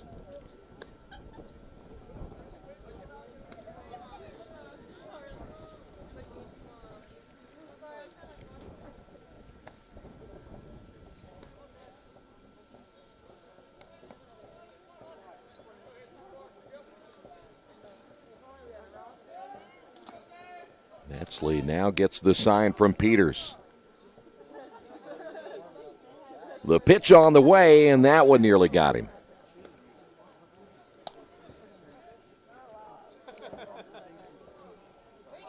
And Netsley, when he misses bad. And again, he has really struggled around the strike zone. It's a day in which he's been very inconsistent. Here in the ninth inning, time will be called.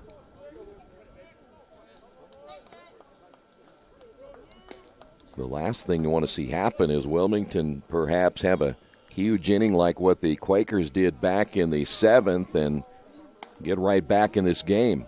The stretch and the pitch on the way, and that drops in for a strike. Kleindl said that ball hit him on the arm.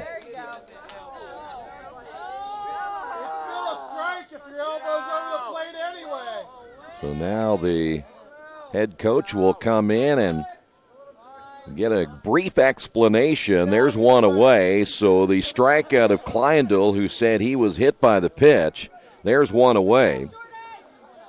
And that'll bring up now Kyle Short, the right fielder.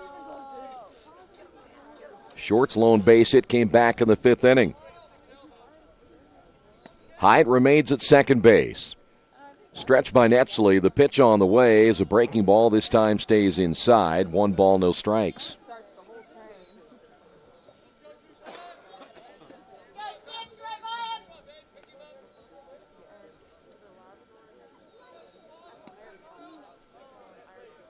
Netsley comes set as Peter sets up on the outside corner. The pitch. It came inside. And we'll go to 2-0. Kyle Short at bat.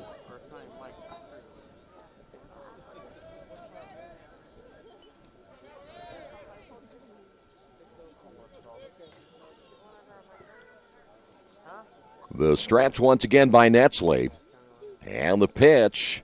And he misses high and inside one more time, 3-0.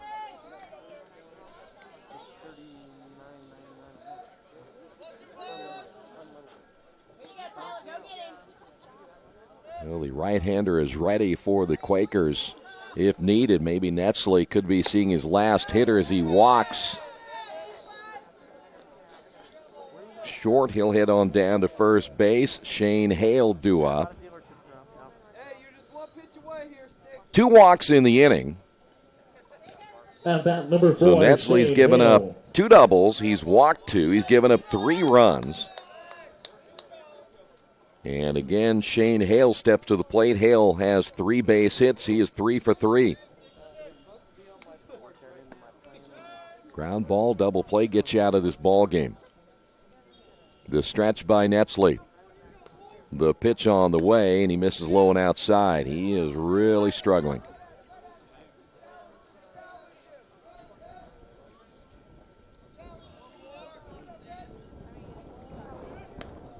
One and 0 now to Hale.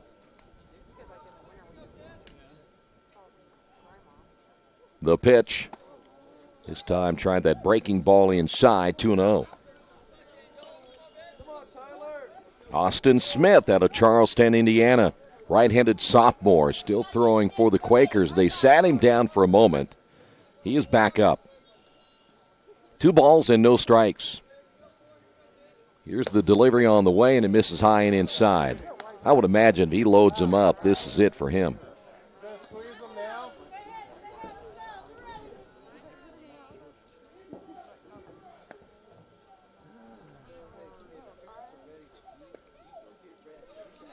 Here's the stretch and the 3-0 pitch, this time in there for a strike. When you're struggling, the one thing you got to really try to do is maybe take something off your fastball, just get it across the plate, let him make contact, let your defense work behind you, but just try to throw strikes. Here's your 3-1 pitch. Ground ball toward the shortstop. Gendro fields, gets the force at second. No relay, but that's a big out. There's 2 away. Now runners at first and third. And now the Wilmington Quakers on their final out. As Earlham looking for the doubleheader sweep here today, and that'll bring it. With 2 outs, now back number 2, Joey Ollander. Hollander, or Linder, if you're from my part of the world.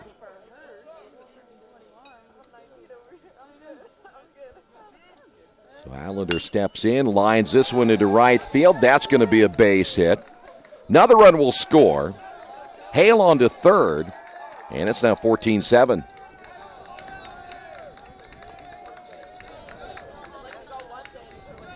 Twelve hits now by Wilmington. At bat number 9, Ian Brinker. Allender picks up the base hit. Here's Brinker. Well, I said I thought maybe that would be it for Netsley, and they're going to try to let him work through this. Brinker's 0 for 4. The stretch by Netsley, and the pitch on the way. Runner takes off, and that'll be not a stolen base. That's indifference to the base runner.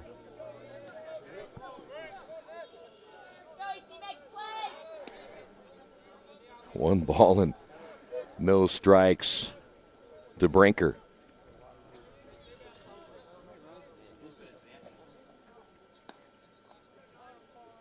So now runners at second and third. The stretch again by Netsley. And the pitch on the way is a breaking ball. This time he leaves it high out of the strike zone, and we go to 2-0.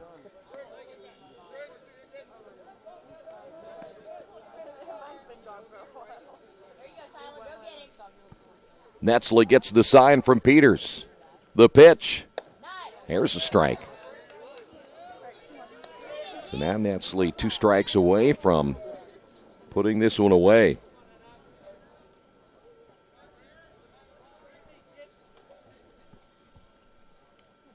Now the 2-1 pitch, and that's low for ball 3.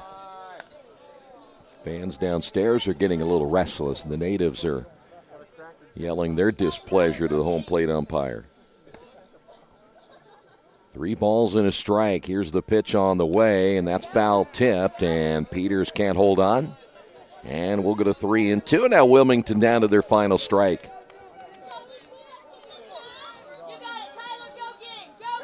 Fans have been here since, in fact, about 10:30 this morning.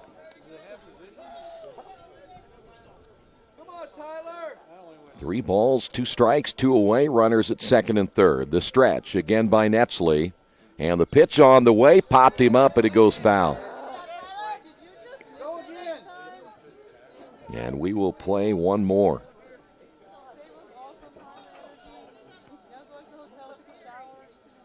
Let's go, Six. Go get him.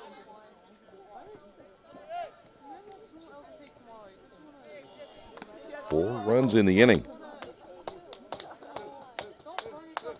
Check swing. Does he go around? They will appeal, and he did not. And the natives restless again. And so the bases are now loaded, and Earlham's going to go to their bullpen. That's going to do it for Netsley as he struggles here in the 9th inning. We'll tell you about the new pitcher coming up in just a moment. Quakers of Earlham on top of this one, 14-7. Mancino's is family-friendly, serving fresh grinders, pizza, pasta, and salads daily. They serve great food priced for family budgets. And whether it's one of their homemade grinders, salads, or pizza, there's sure to be something for everyone in your family. Our baking process may cost a little more and take more time, but the end result of freshness and flavor make the real difference in all of Mancino's award-winning products. Mancino's of Richmond. Give them a call at 966-1161 or go to their website, mancinosofrichmond.com. Little Sheba's Restaurant and Zini's Place. Come join us in Richmond at 175 Fort Wayne Avenue or at our newest location in Centerville at 129 East Main Street. Grab one of our gourmet pizzas, a deluxe sandwich, steak or fresh salad, and an ice-cold beer or your favorite wine. Featuring live music every Tuesday, Friday, and Saturday, plus more in our smoke-free environment. 10% discount with a valid student ID. It's better than being home. Well, we saw Austin Smith warming up in the bullpen. Netsley giving up the 4 runs. He still has the runners on base that he is responsible for. Austin Smith out of Charlestown, Indiana. Needs one more out, and the Earlham Quakers can relax.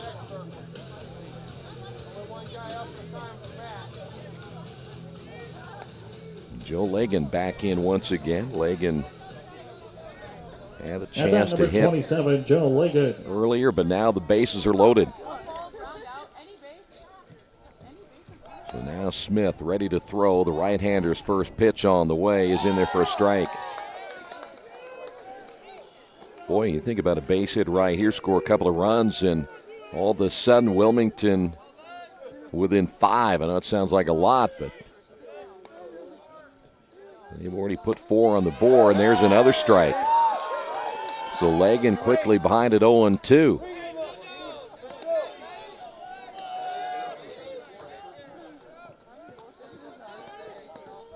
The stretch here by Smith as he gets the sign from Peters.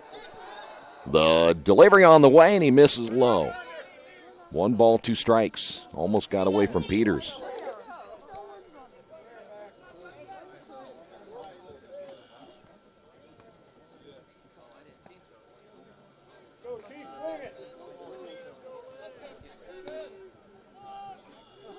Smith, a long look now into his catcher as Peters will set up on the outside corner. The pitch on the way, and that's going to be outside. 2 balls, 2 strikes. There's a right-hander now throwing in the Earlham bullpen.